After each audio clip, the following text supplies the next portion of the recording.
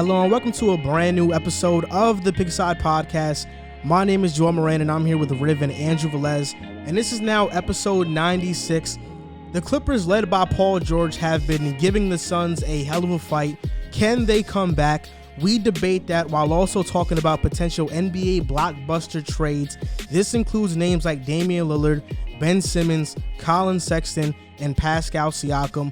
We also debate whether the backlash that Chauncey Billups has been receiving is warranted, and Scottie Pippen calling Phil Jackson a racist on the Dan Patrick Show. This show is going to be great. We're going to talk about a lot of trades, potential trades that could happen, and also Chauncey Billups has been receiving a ton of backlash along with the Portland Trail Blazers organization.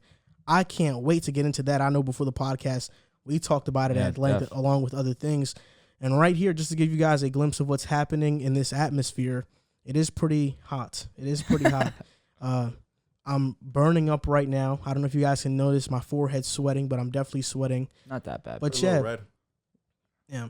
Okay, so the last couple episodes of the podcast have been getting hundreds of downloads, which is surreal for us. Because of him.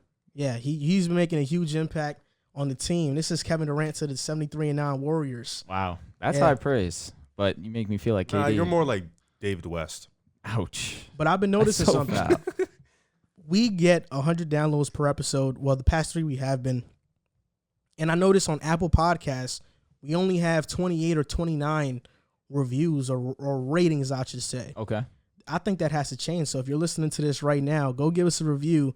If you've been downloading our podcast, the number should be a little bit more up. It helps us in the rankings, and we've never been ranked. Okay. So, we're trying to be on our Damian Lillard right here, trying to receive a ranking, because people that go unranked have huge chips on their shoulder, and they come for the prize. So, we're trying to come for it all. So thank you guys if you've been supporting. We just want to give you that little shout out right there. And on to the first topic. The Clippers have been amazing, right? Paul George has been amazing. He had 41 points, 13 rebounds, and 6 assists in Game 5. The Clippers beat the Suns 116-102. This feels like a 3-1 comeback. This feels like a 3-1 comeback stirring. And I believe outside of Game 1, the Clippers have outplayed the Suns in every game. Outside of Game 1, when Cam Payne had 29 points, I think the Clippers have been the better team. They lost on that alley-oop to DeAndre Ayton. Then the other game, the alley-oop was the same game Paul George missed those free throws, right? The other game, the Clippers also, they weren't hitting their threes. So, I feel like right now the Clippers should either be up 3-2 or 3-1. Like, I feel like that's where they should be at right now. Even without Kawhi. Exactly, even without Kawhi. And the Suns blowing a 3-1 lead in the Western Conference Finals feels like the most Chris Paul-led team thing ever. It just feels like it's bound to happen. Chris Paul finally getting a chance to go to the finals and blowing a 3-1 lead just feels like a Chris Paul storyline. That's been the storyline for his career. And right now, the Clippers have momentum. Jackson is playing well. Morris. The Clippers are actually undefeated when Morris shoots above 50%. And he's a volume shooter, so that is often rare. But you look at Game 1, the Clippers lost by 6. Game 2, Clippers lost by 1. Game 4, Clips lost by 4. All these games are extremely close. The only game that has been lopsided was this past game, Game 5, when the Clippers, had a double-digit lead on the Suns and they beat them. Do you think the Clippers are going to beat the Suns in the series, or do you still have faith the Suns will pull this thing out? That's a you question, You got to bro. go first. Yeah. I want to hear what you got to say. Do I see them coming back from 3-1? I don't know, man. I don't know. I just think that you're asking a lot of Reggie Jackson, Marcus Morris. You want Cousins to continue being dominant like he was in Game 5, right? It's just asking a lot of players that really haven't had this responsibility in the past to continue being a 10 out of 10 ball player right now. And that's what they're going to need in order to pull this comeback, especially with the way the Suns have been playing. Although, they do seem a little bit banged up, I still feel like the Suns are more healthy, definitely more healthy than the Clippers. Because if Kawhi was playing in this series, it's a no-brainer to me. This series is over in 5. Clippers have just looked that dominant. They're just missing that one piece to close out these games. And when Paul George has been on, it shows in these box scores. Paul George had one hiccup this series, and I don't want to say it cost them this series because obviously it's not over yet. But if he hits those free throws, you're looking at them potentially going up 3-1. Obviously, I love that position way more than I like them being down 3-1. But now, obviously, 3-2, things get interesting. They go back to L.A. I don't know. I still think the Suns, they just played tight at home. The hype of going to the finals, clinching that game at home probably was on their mind. So I look for them to be a lot more aggressive. But one thing I will say, this adjustment of Pat Bev getting put on Devin Booker has completely changed the Suns' offense. Devin Booker has not nearly gotten as comfortable. He's been shooting under 50% since in each of these games that Pat Bev has played defense on him. And obviously, you need Devin Booker to be your best player if you want to win this series. But I'm gonna stay firm on the Suns. I feel like next game, I definitely look for Phoenix to be a lot more aggressive, a lot more consistent on defense. And I look for Paul George not to miss 5 shots in a game. I mean, Paul George had the greatest postseason game of his career, in my opinion. Back against the wall, you need this win away. He played stellar. I'm gonna give him 100% credit for this win. He was amazing, but that it's gonna take another one of these performances to keep propelling the Clippers over the Suns, and I just don't know if they can do it for 2 more games. Kawhi is a game time decision for that. Game Is 6. Extremely interesting because if he plays, I'm not taking anyone but the Clippers. I mean, he could play and play really well, or he can ruin Paul George's momentum. It's one of those two. So I have a question before you go. If Kawhi ends up playing, do you think, since Paul George has been so hot, do you think he defers? No, Paul George is still going to be I think you have to ease Kawhi in. He can't come in and play like how he played against Dallas. Mm-hmm. Like, Paul George still has to be the man, and Kawhi has to be that Harden in Game 7 so to you're Durant. Saying, does Kawhi defer to Paul George? Yes, absolutely. Okay. Absolutely, 100%. Okay.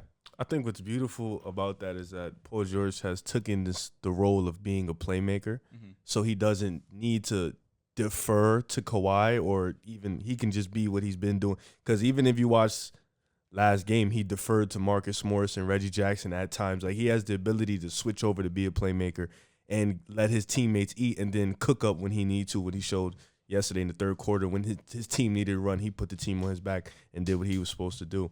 Do I think they're going to come back? I don't know. This is a tricky situation because we've seen Game 4 when they shot horrible. You know, in the fourth quarter, they had multiple opportunities to win that game. Devin Booker's playing poorly. Chris Paul's playing poorly, and you still have an opportunity to win this game, and you just fumble the bag repeatedly. Reggie Jackson and Paul George, they're big-time playmakers down the stretch, couldn't buy a bucket. Game 2, like we talked about, missing those free throws that would have probably ended the game, or at least put them where they could have won it in overtime. You know, they fumbled that bag too. So I just think this team, although we can give them the credit for Game 5 and the fact that we all believe that we all believe that they've beaten themselves more than Phoenix has beaten them so far. I think with them choking 2 games, it's hard to say they're fully going to come back. You know, they are Game 6. It's going back to L.A. Kawhi is a game-time decision. I don't even think bringing him in, you know, it's going to be tough because he's been out for a while. But I think this team, without Kawhi, has found their identity. I think right now you want to ride with this team that you have right now. People know their roles. People have accepted that. They look hungrier. They look grittier. They look more resilient.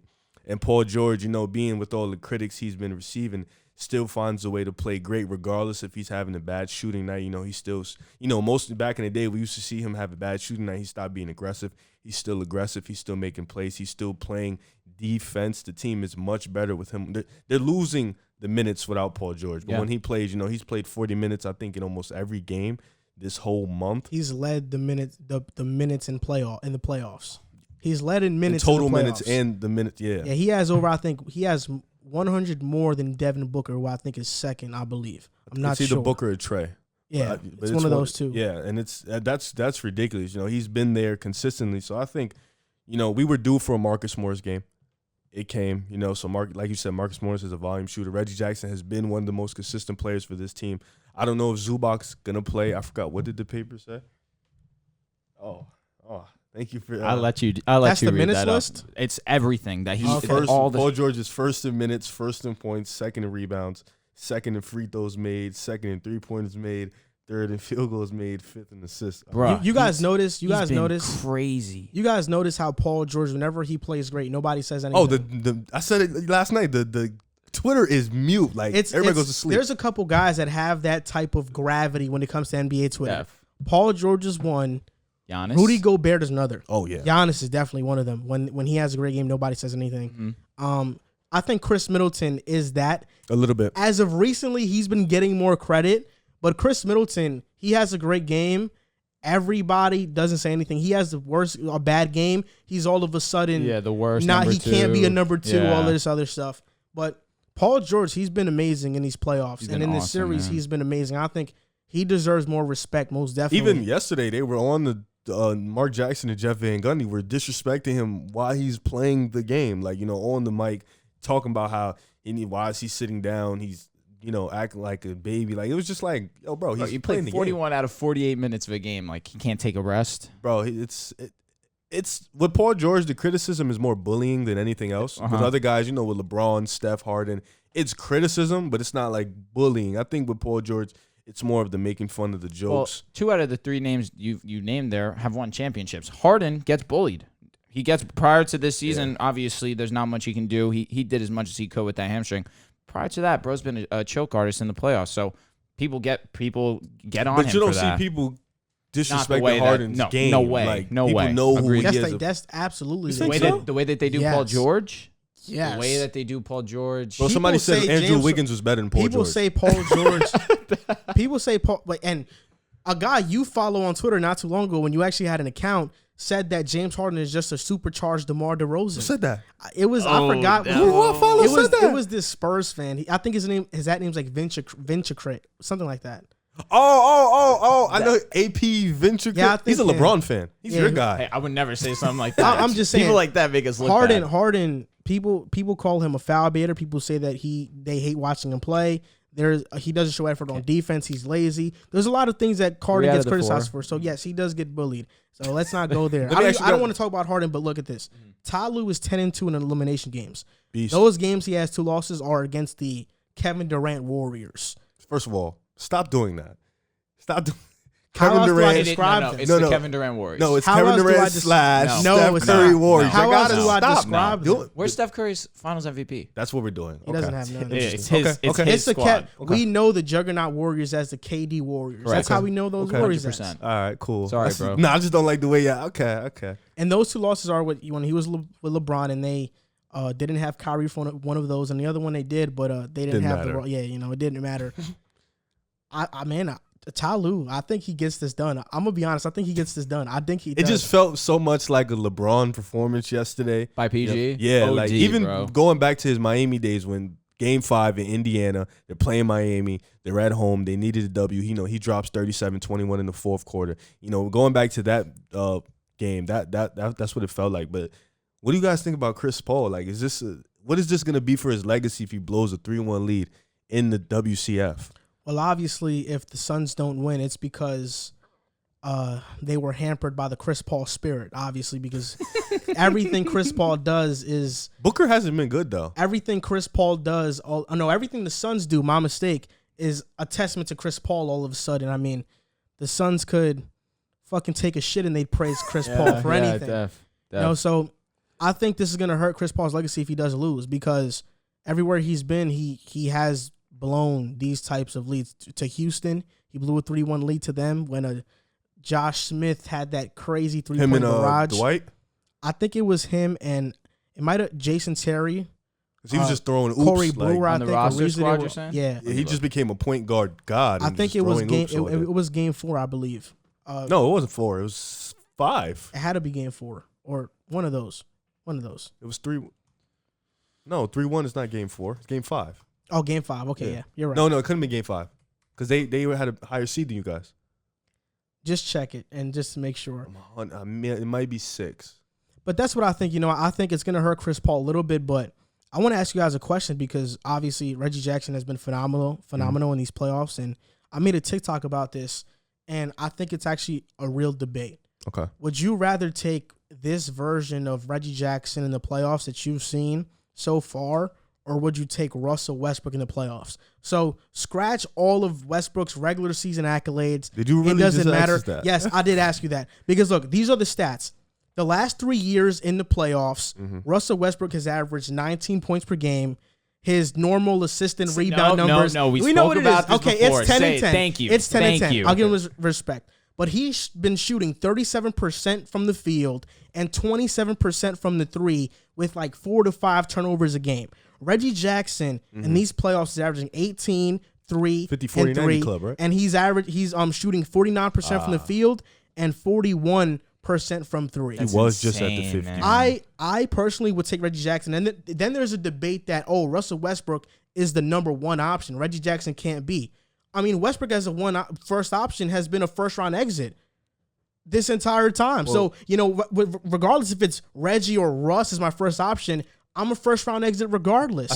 I think the beauty of Reggie Jackson is, in the first round, every round or every game, he intends to elevate his game regardless of the role. In the first round, it was Kawhi and PG. He was doing his thing. Kawhi goes down. Reggie elevates his game, and now he's elevating his game. And Reggie right now is the Clippers' second option. And he's Clippers' thrived in that. Definitely. Him and PG have looked like, Steph and Clay out. Like, they're bugging. For real. They're tweaking. But if you're asking me what I would take this version of Reggie or Westbrook for 3 years, I don't know, because do we expect Reggie to do this again? Like any version Yes, of Russell because ever. look, Because that's what he's making it sound. I would say the past 3 years of Russell. I'm talking about Okay. Russell now. 2016 Okay. We're talking about tough. Reggie. Oh my God. We're talking about Reggie versus Russell now. And Reggie Jackson, when he got traded to Detroit, he's been to the playoffs 2 times there and then 2 times with the Clippers. Mm-hmm. Whenever he's played 25 plus minutes in the playoffs, his first time with Detroit, he averaged 14 points, 9 assists, and 3 rebounds. That was against Cleveland. Shot 45% from the field and 17% from 3. So he didn't shoot good from the 3. His next playoffs with Detroit, he averaged 18, 7, and 3, shot 43% from the field and 43% from 3. So he's improved. So much like what he's doing now with the Clippers, he did with Detroit in the first round in 2018-2019 season. So he has shown that he can perform in the playoffs before. And I'd rather take a guy who's shooting close to 50% from the field, Who can shoot the 3 ball. and can shoot the 3 ball over Russ. And he's clutch. If you swap this, Russ isn't clutch. Not like Reggie right now. if you swap this Not right Reggie now. Jackson, if you swap this Fair, Reggie but- Jackson with Houston Russell Westbrook, They would have lost last round to Utah. Houston Russell Westbrook, it's like we were just talking about this too. It's like before COVID happened, he was arguably the MVP of the league. no, he wasn't. You had He wasn't. No, he wasn't. LeBron No, he who wasn't. just He wasn't even close. Relax. What year was that? You had LeBron. He averaged who- 27 and 7, his most efficient year of his career. You had LeBron who had Which just wasn't beaten even the Bucks efficient and the for Clippers. normal But then standards. you'd had Russ have like 20 games in a row. Didn't Giannis win that year?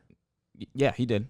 He was Wasn't it Giannis, Harden, LeBron? I said an MVP candidate. Did I say he was the MVP? Because if that's what I said, then I'm wrong. He was an MVP it sounded candidate. like you were saying. I don't think he was. I think Harden was over him. LeBron was over him. LeBron was over He him. could still be Giannis an was over MVP him. candidate though. Exactly. I just thought you said he was the MVP. No. Because obviously LeBron. But we're talking about the playoffs, and Russell Westbrook My point in the being, playoffs you're has not saying been good. the bubble happened. Obviously, he was on fire. He was shooting over 50% in the games that he was scoring 25 plus. And then bubble happens. Obviously, COVID happens. He has this huge break, and they're not the same when they come back. So Reggie Jackson's Reggie? Yeah, that's Reggie his Jackson, name. you're good. Reggie Jackson. He sounds like a black singer, but like an R&B artist. Well, isn't there a Reggie Jackson? The guy on the American Idol. I don't watch American Idol. Really? either. It's Michael Jackson. Bro, It's not Michael Jackson. Michael Jackson's brother. I'm almost positive. No, that's I don't know. Bruh. Yeah, Westbrook- Reggie Jackson. Okay. Westbrook's No. best Oh, playoffs, bro.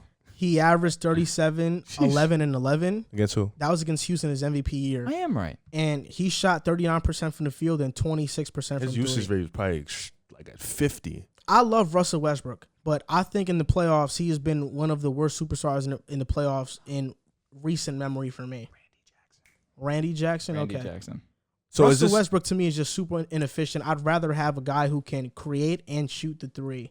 And Westbrook is also not a good defender, so he's not giving you a plus on that side either. So let me ask you guys, because, talking about this Clippers team and talking about how resilient they've been down. Zubac didn't play last night. Ibaka, they've missed. Kawhi, they've missed. This Phoenix team is right now, Monty Williams and Ty Lue are going to war as head coaches, and this team is fighting in the dogfight. Is this a testament to, Phoenix run? Like, is it being overlooked because of the injuries, or do we still give them their proper dues if they do win? every team that's won a championship has had to honestly face teams that have been hampered by injuries. Kawhi versus Golden State, Kevin Durant, Klay were hurt. Every finals run has featured injuries because it's such a long season. You can't count on players to stay healthy the entire year. I think Phoenix should still get their respect for this run because they were the second seed. It's not like they were a bad team and now they're having this amazing run. They've been consistent and amazing all year long, and I think even versus a healthy Denver team, they probably would have beat them. I agree with that one. With the Lakers, even if the Lakers were fully healthy, I think that goes 6-7. It still would have been close. It still would have been a dogfight. I think Utah would have went 7, maybe 6. It depends because we saw Utah lay an egg against the Clippers. There really aren't other teams. I think there's not teams in the Western Conference other than the Lakers, healthy Lakers team, and the Clippers. You could really say they can beat Phoenix in a 7-game series. So I don't think this is a fluke. They're an amazing team. What about you? I still think that they probably would be in a similar position now. So I'm gonna still give them the credit that they deserve. Obviously, you look at the Lakers series when Chris Paul went hurt, automatically people were trying to say they were trying to discredit the Lakers winning that series. But obviously, things turned the way that they did. Suns ended up closing out. So they capitalized on that situation, even though they were down bad at first. So, they had some adversity that they had to deal with, too. Chris Paul ends up getting COVID as well, or testing positive for COVID. It's like they've had things like every other team has had things happen to them. So, listen, like Joel said, every season there's something that happens. So, you got to show respect regardless. If you talked about Milwaukee, on the other hand, where you got Kyrie and Harden go down, and now you got Trigger Trey, who's probably going to miss Game 4. It's like, have they caught a few breaks? Sure, but it's like everyone catches breaks, especially on a championship run. If you're the healthiest team, and so I'm not going to discredit them too much. Truthfully, yeah, I agree. It's just a weird dynamic because this team has looked worse with Chris Paul. I think Cameron Payne with them, they was running and gunning. They was at a fast pace with Chris Paul. They kind of slowed the game down, and they haven't looked the same. I think they're 1-2 when Chris Paul has played in the series, and with Cameron Payne starting, they're 2-0. So, it's just a weird dynamic. I don't like Chris Paul is a nice player, and I don't want him to see him blow a 3-1 lead. But, I want to see Paul George go to the finals. But I'm not putting too much blame on CP3. I'll give him blame for these last few losses that they've had. But, the Denver series, he was amazing. No, because it's like LA he's getting series, to his he was spots. Amazing. He's just missing. The Clippers' defense has been solid. Yeah. It's really been really good, and it's not something we should overlook. Clippers have just made really good defensive adjustments. Am I the only one that's been seeing Giannis beat a super team narrative in the Nets versus the Nets? Might be. Am I the only one that's seeing that? They were injured, so I'm not going to say. People know that the Nets were injured. It's like... Yeah, I think people should know But I think we still have to give them credit because if he would have lost, we would have been destroying him. Destroyed him. And you got to win, regardless. You got to go out there and win. That's true, but there's rightful cause for that because Harden and Kyrie are injured. You have to win the game. You have to win the series. Yeah. So that's what I'm saying. Why can't we praise him since he won? Because he could have easily choked. No, he played in amazing. Brooklyn. If he had played mediocrely, I'm not saying that I'm not praising him because he played phenomenal. Yeah. But I'm also saying that because people all of a sudden when somebody wins, if their favorite player wins, they like to try to prop them up so much and say, "Oh, Giannis beat a super team in the Nets." Oh no, that's what they did with Kawhi in 2019. Exactly, yeah. They did that with Kawhi in 2019. It was the most ridiculous thing ever. And I think some people are doing that with Giannis with the Nets, and I just don't think that's how it went down because the healthy Nets team would have beat that Bucks team in 5 or 6. Yep. I mean, that's going to be the same thing that happened with Phoenix, though. They're going to get propped up for beating the Clippers when, and realistically, we all know a healthy Clippers team would probably beat them in 5 or 6 games. But that's what's probably going to happen. They're going to get propped up for, beating, and as they well should, because you have to win those games regardless of who's suiting up, because you can easily choke and lose. So the Rockets team, I had this for a while, but I was waiting until we were done. Trevor Ariza, Patrick Beverley, Corey Brewer, Clint Capella was a rookie, Dwight Howard. That was a minute ago. Yep. Josh Smith, Jason Terry. What year was that? This was 2014. I thought you were going to look up the stats for that particular game. Ah, okay. I could do that too. Yeah. It's slow. Listen, I thought you just wanted the roster. I mean, the stats should be right there. Harden had 31. In that game? Yeah. Jeez. Let's see. Didn't he get benched in the 4th? No, I think he's talking about Game 7. Oh. Which game are you guys talking about? The game when they came It's back. probably Game 5 or 6. Okay, let me see. Look at Game 5. I think it's Game Game 5. 5? Yeah, I'm pretty sure it's Game 5. Well, Rockets won Game 5, 124-103. Was it on the road? No, Rockets were home. Game It was 6. Game 5. Game 6. So No, it was home. No, no. you said game. Wait, So- you're talking about Game 6 or Game 5 So right now? Game 5, 103, 124. Rockets won. Rockets were at home. Oh, okay. So then game 6, Game 6, Rockets were away. They won 119-107. Check that game. Okay. I think that's the one. Chris Paul had 31. Trevor Ariza had 13. Dwight had 20. James Harden had 23. Josh Smith had 19. Corey Brewer had 19. That might have been that one. Terrence Jones had 16. Corey Brewer had a plus-minus of plus 32. It was definitely that It was one. definitely that Yeah, it game. was Yeah, that Corey one. Brewer was God. going off. Man, they really That was choked that series. game. Chris Paul didn't play the first 2 games. Really? I don't think he did. But they were up 3-1. No, they was up 2. It was 1-1. Then Chris Paul comes back. Then they go up 3-1. And I think Blake gets hurt. Bro, Blake went crazy in this game too. 28. Chris Paul had 31. Yo, how did they lose? No, Bro. Blake wasn't hurt that Blake series. didn't get hurt. Oh, No, so it was just no. Chris Paul. They just choked. They choked. That's bad. crazy. They But the just rest of choked. this roster, if I'm being honest, like I think that was like the best Clippers roster at the moment. Jamal underwhelmed his sin. JJ Redick was their third best scorer with 15 points. DeAndre Jordan had 8 points. Well, he's Yeah, exactly. wow. This team was yikes. Outside of Blake and Chris Paul, this team did not show up. That team wasn't too bad. That team's a great team. It was. Jamal had they a should've done minus better. 27 this game. Jamal Crawford. Yeah. Well, he's usually just like, shot chucker. Regardless, minus 27's egregious. Tatum had 30 against the Nets. He had like a minus 32 though. Tatum has those games where he just stinks. Yeah. Now moving on to potential NBA trade, blockbuster do trades. Damian Lillard is the first guy on that list, and I have 5 best landing spots for him. This is in order: Philly, Golden State, Knicks, Celtics, and Pelicans. Wait. That's This is my for top 5. Dame? Dame. That's for Bro, Dame. Golden State, where this is a fantasy situation. He goes to Golden State. We see the greatest. No, I have bro. 2. That'd be nuts. I had 2. What was your list again? Philly. Philly, Golden State, Knicks, Celtics, Pelicans. All right, that was terrible. Where's Oh, LA? Gotta stop. How are they going to trade for Dame? I have a package, but go ahead. I have 2. Miami and the Knicks. Okay. I- No Philly? Nah. I feel like Philly has the most right now to I go think get him. Philly, if they were to get Dame, they are a real legitimate contender. I agree, but I think the same with Miami. And I think like the way Dame is as Really? a person, I don't think he would ever go to LA. Being if he stands on what he says, I'm just going to what he says. He never was built about But if that it's a super trade, team. it's It's a not trade. really, yeah. But I think Portland's gonna do right by him. I think Portland's going to get the best if trade Portland package does for right him. by But him, the they Lakers put won't players have around the him. Lakers won't have the best trade package. So listen to this. Do you want to hear the package I have for the Lakers or Yes, you go irrelevant? first. Sucks. All right. So I said sign and trade with Probably Dennis because obviously they're going to want someone of value in that sense. So you need to re-sign Dennis. You put him on the trade block. Caruso, Kuz, THT, KCP, and whatever picks we have remaining.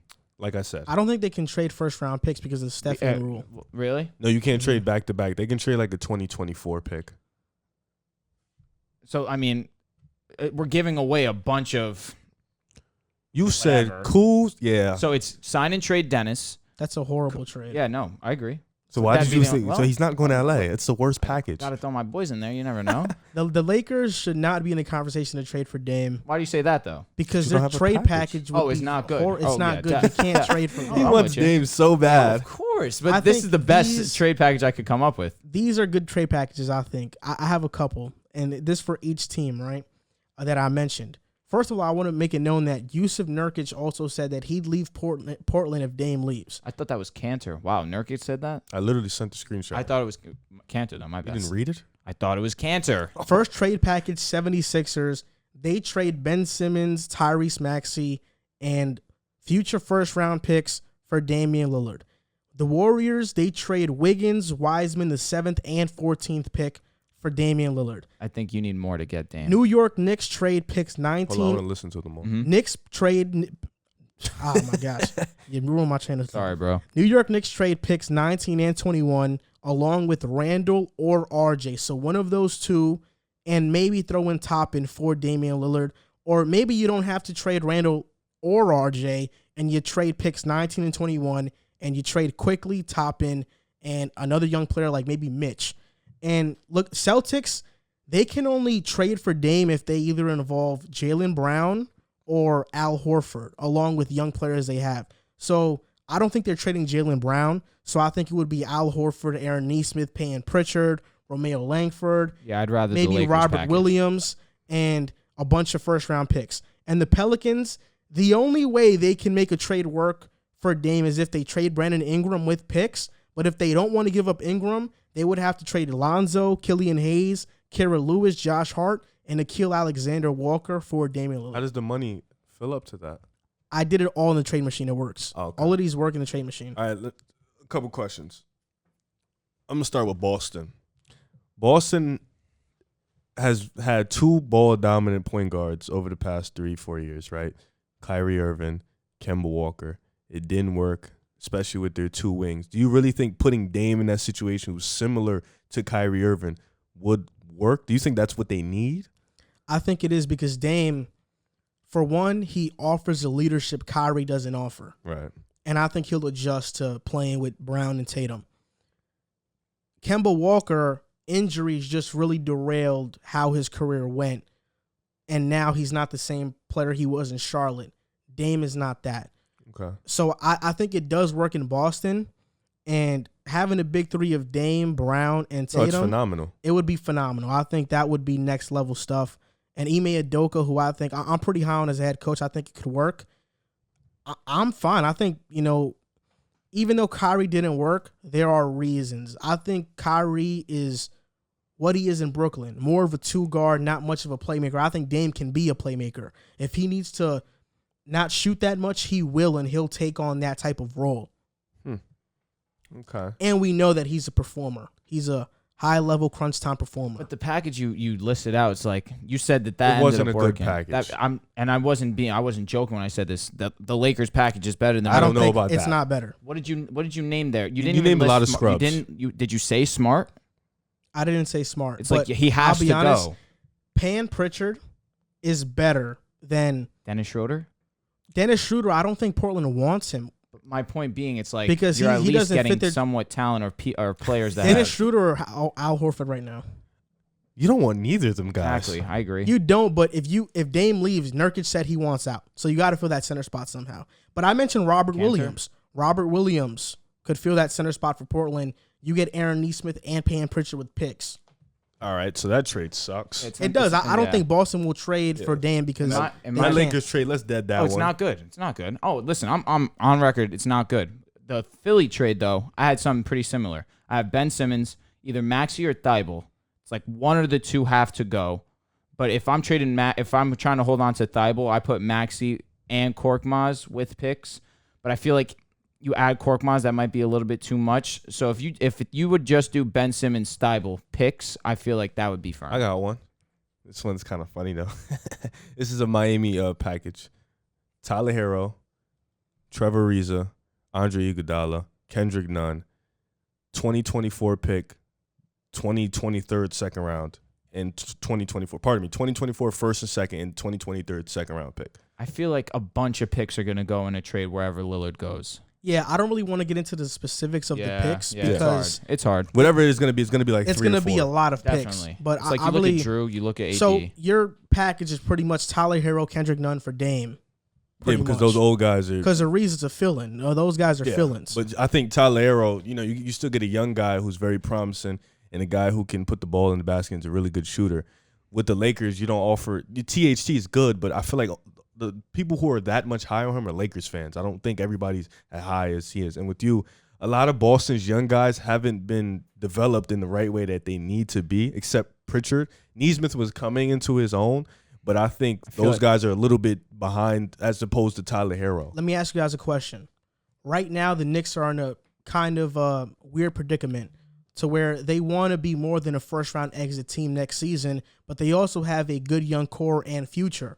If you're the Knicks, would you trade picks 19 and 21 along with R.J. Barrett for Damian Lillard? I think you have to. My eyes closed. I think, without a doubt. I think, Dame being who he is. You know, I think he would love New York. I think New York would love him back. And I think pairing him with Julius Randle would be great because Julius Randle's established right now. I think RJ, you're kind of like, as you're waiting for him to develop, you're kind of, you know, wasting Dame's time there. I think Randle being what he is right now, and, you know, you could try to keep quickly, but I think giving up those picks, even giving up a couple more, and RJ Barrett, who's a young, promising star, I think that has to be that would be the one Portland would probably accept because Randle's 26. And Randle's not Randle's not a number one. And you bring in Dame, who definitely takes over that number one role. And now he can slide to number 2. 100%. If I'm being honest, if I'm the Knicks, I'm only trading RJ Barrett if I have a commitment from Kawhi Leonard to come to New York and team up with Randle and Dame,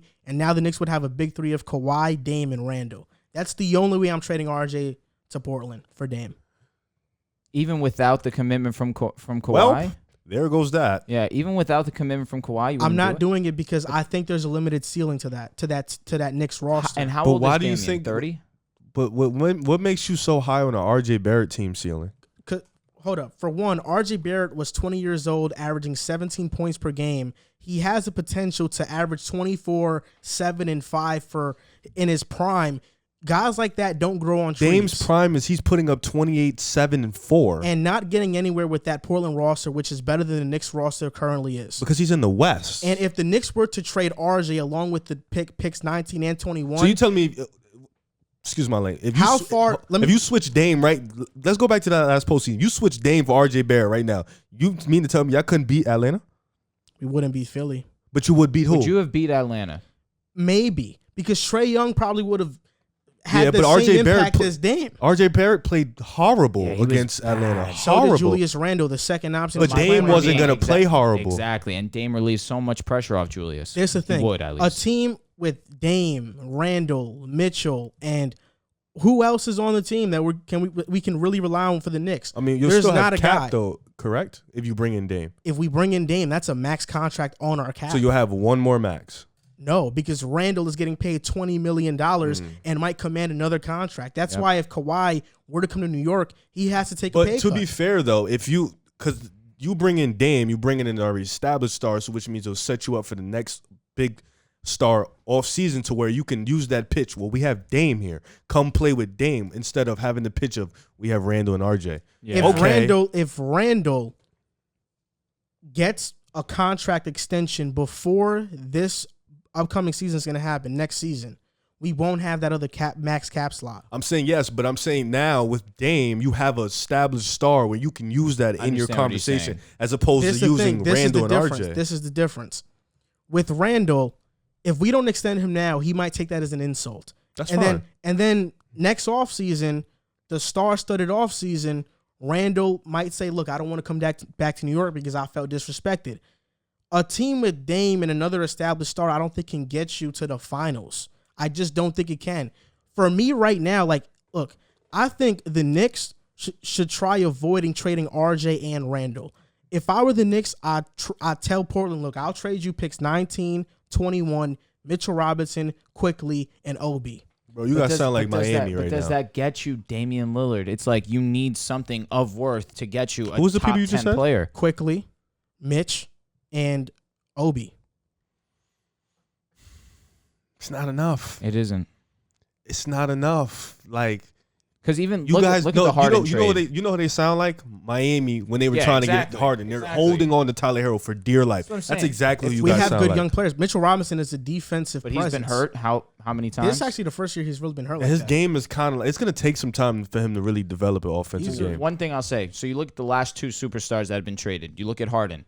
LeVert is better than the players that you just named. Jared Allen, who knows? He's got high better ceiling. than Mitch. Anthony Davis. It's close. It's really close. You don't act like it's not close. But he's better than Mitch. Well, Mitch he barely played last year. So you look at the Anthony Davis trade. Lonzo went. Brandon Ingram went. So it's like, obviously, I'm taking both those players over. You want to know what's the difference between that?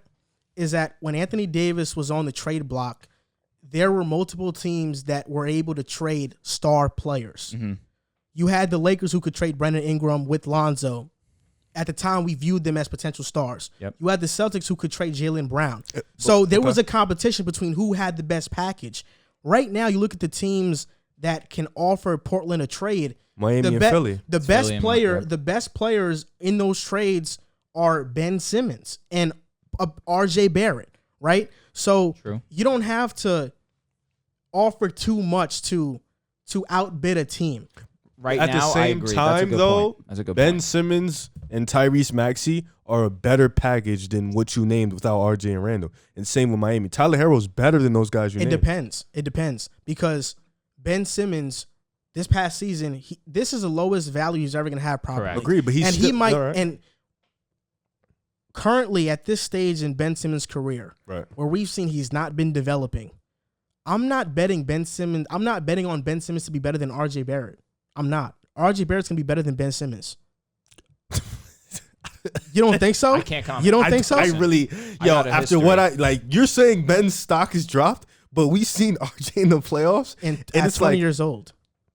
He's 20 years old. We're going to play the age card. He's 20. I'm just saying, he's really young. This was his first playoffs. And he played extremely bad.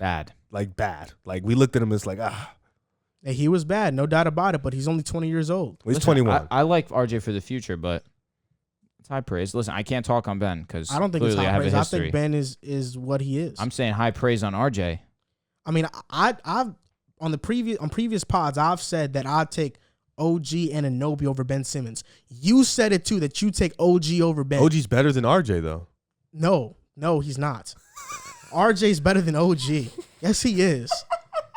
You think OG's better than RJ? Yo, what do you think RJ is? So RJ's better than Ben right now?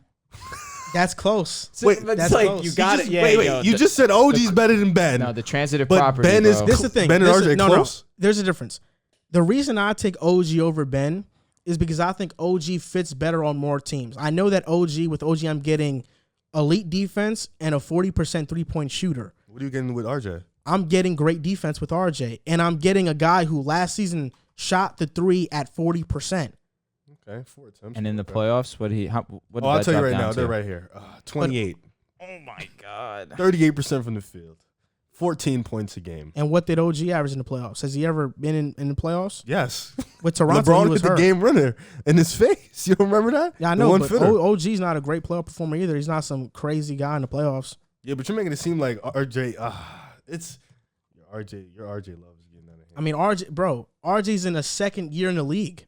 You're expecting him to be an established star by now. It takes players at least 3 to 4 seasons to be what we think they're going to be. In the championship year, he averaged 10.5 in the playoffs, 4.5 rebounds. Excuse me, 41%. RJ Barrett can literally average 20 plus points per game next season. I'm expecting him to average that. I agree. He can jump up to 22 points per game and make his first All-Star team next year, and this conversation is deaded already.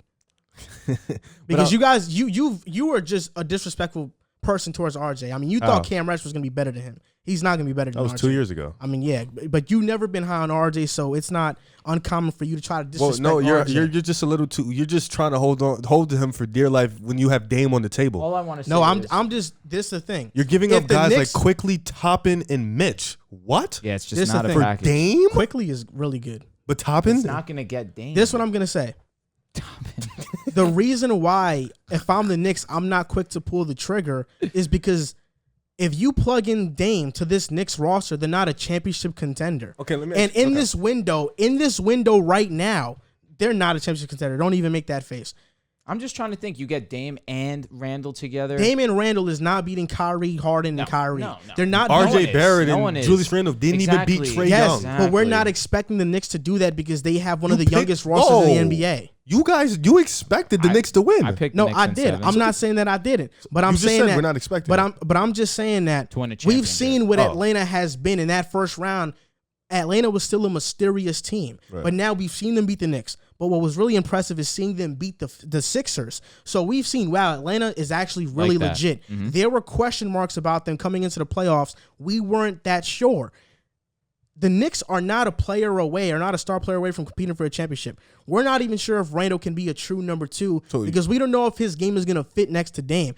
Right now, the Knicks are one of the youngest teams in the NBA. Trading for a guy who is not going to get you to a championship in right now a league that window features Giannis with Drew and Middleton, which they're still going to be a fixture next season, which features the Nets and their big three, which they're going to still be a super team next year. Why try to go all in and win next season when you're not going to have a better roster than these teams at the top of the East? It doesn't make sense. So why trade a guy who's 20 years old in his second season, who has been improving, who I expect to make a big jump next year, for a guy who's not going to get you past the second round, maybe not the first, depending on the matchup? Listen, I'm with you there, but then at that point, don't trade for Dame at all, because at that you're not going to get Dame without RJ. So I would. At that point, this the thing. If I don't have to give up RJ, I will. So trade then, let me Dame. ask you a question. What is a Dame RJ Randall trio going to do? Yeah, better than the Dame Randall trio. I mean, better than second round exit. Better than the Dame Randall duo. RJ and Randall is a second round exit. The same as a Dame and Randall or Dame. It's a second round, depending on who you play, regardless. And at least you win around, which is what the Knicks need. This is the difference. With Dame, RJ, and Randall, I have Dame and Randall who, well, Dame is an established star. Randall had a season where he was that. We're not sure if he can continue to do that. Then you have a guy in RJ who I think is going to establish himself as a star within the next 2 seasons. The beauty in that is that next offseason, not this one, but next offseason, you can offload Randall's contract and maybe keep him and then sign another star, or keep Randall and bring another really great player in. Did I not say that? But that doesn't feature RJ Barrett. But you're banking. I'm not banking on RJ. I'm banking on what I've seen from RJ, which is a steady improvement. You've seen a steady improvement and then walk into a playoffs in a complete decline. So you're gonna knock him for a 5-game sample size versus what he showed this entire season. Listen, and I'm not trying to say that he should be on Trae Young's level, but Trae Young is 22. This is his first playoff experience. Trae Young is generational. So what about DeAndre Hunter? DeAndre Hunter. This was both their first playoffs. Hunter was good, but you also have to realize that. What do I have to realize? Hunter is playing with the point guard and Trae Young, who makes the game easier for everybody else. If the Knicks, for example, Derrick Rose didn't outshine more. Derrick Rose is a scorer, but I don't think he's that. Like, he's what Trae Young is as a playmaker. No way. Of course. For example, if the Knicks had a guy, like if we traded for Chris Paul, we would have been a second-round team. We would have, like, the shots Chris Paul would have gotten for Randall and RJ and the guys we had, we would have been a much better team. So wait. We don't have a point guard right now. Wait. So Chris Paul makes you a second-round team, but Dame is a maybe. That's what you said. Dame without RJ and just Randall? Yes. No. CP3 without RJ. It's just Randall. Second round team? No, we are first round exit. You have to say that 100%. With the point you're making, that's correct. We're still the first round exit. I don't think the Knicks, you just plug and play CP with Randall and no RJ, can beat the Hawks. I don't know, man, because there's been some games where you needed RJ to hit some shots, and you guys could have won the game. I'm trying to figure out what plugging out RJ and plugging in Chris Paul makes you not beat the Hawks. He didn't do anything against the Hawks. He was bad. To make you say that. Like, he didn't do anything. But the real player that was expected to perform was Randall, because he was the all-star. Yeah. And he played worse than RJ. Yes, he did. With the both of them. Probably played the same level. Yeah. Yes, he did. I mean, at least he was getting in the 20s points per game. I mean, that's because Randall is going to demand the ball. He was the first option. He's been that all season. Very true. That's what's going to happen. I mean, I'm just saying, RJ is 20 years old. If I have to part, like I mentioned earlier, if I have to part ways with RJ, I'm only doing it if I get a commitment out of Kawhi and get that big three of Kawhi, Dame, and Randall. Other than that, I'm not parting ways with RJ. I'm not parting ways with our young assets for the future. Right now, I still think the Knicks need to keep rebuilding on this young team. The Nets got lucky that the year that they were good and stable, it was a star-studded free agents class, and Durant and Kyrie just so happened to want to go to Brooklyn. They got lucky. The Knicks are not in that position. If you force something, it's going to be the Carmelo Anthony era all over again, and where we're going to have one great year, and then we're just going to fizzle out and go through another rebuilding process when we already have all the pieces here. Our future features Randall, Mitch, Quickly, Obi. We have 2 first-round picks in this draft. We can build on that young core. Why ruin it all for Dame, and he's not going to get us over the top, because the East is filled with some great teams right now, and we're just not going to compete against that right now. Just doesn't make sense. That's true, but doesn't make sense. At the same time, missing out on the star because you want to keep a young core. And then there's still a possibility of you fizzling out on that same big draft and not getting anybody. Teams go for that big star when they know our championship window is now, and we're one guy away from that championship window. Very true. That's why Brooklyn went out and got Harden to put them even more over top. That's why Miami has been clamoring and drooling at the bits to get a star. That's why Boston is always in those trade conversations, because we know Boston is one star away from Brown with Brown and Tatum. Yep. Philly, same thing. Exactly. They're one star away. The Knicks are not one star away, which is why you don't mortgage everything to get a guy who's not going to put you over the top. I agree. But then at that point, exactly, the Knicks shouldn't even be involved then. I understand throwing the Knicks in if RJ's involved. But if you're not trying to throw RJ in there, there's no reason to even bring them honestly. up. If you're not going to throw one of those guys in, Miami. I would rather throw in Randall. Yeah, Miami and Philly clearly have the better trade packages. I agree with that statement actually too. I would rather to throw in Randall than RJ. Then you could still get two. You could still get two max contract guys with RJ. And you still deal. bring the idea of Zion potentially coming to New York with trying to team up with RJ too. So that's I know for a fact one of them has to go for Dame to come to New York. You can't get a deal done without one of them. But I'll say this: I think the Golden State Warriors actually have the best trade package for Dame. What was your package? Wiggins, Wiseman. Do you think that would work? Wiggins, Wiseman, and both lottery picks. Steph, Dame in the backcourt with Clay. Portland gets a young center in Wiseman who has a ton of potential. They get 2 lottery picks to accelerate that rebuilding process. I think that's the best deal for them. Because with Philly, Ben Simmons has the talent, but of course at this point he has not shown the ability to be confident in his shot or to get better. And because of that, Portland getting Ben is not really rebuilding. It's kind of trying to be stuck in the middle. Tyrese Maxey is actually, I think, the prize in that trade if they were to trade for Ben Simmons, because Tyrese Maxey, I think, can be a 15 to 20 point per game scorer. And then it's just the picks, but Philly probably won't have high draft picks if Damon and Embiid are leading the way. So I think their best bet is getting that Golden State package. Is Golden State even in the talks?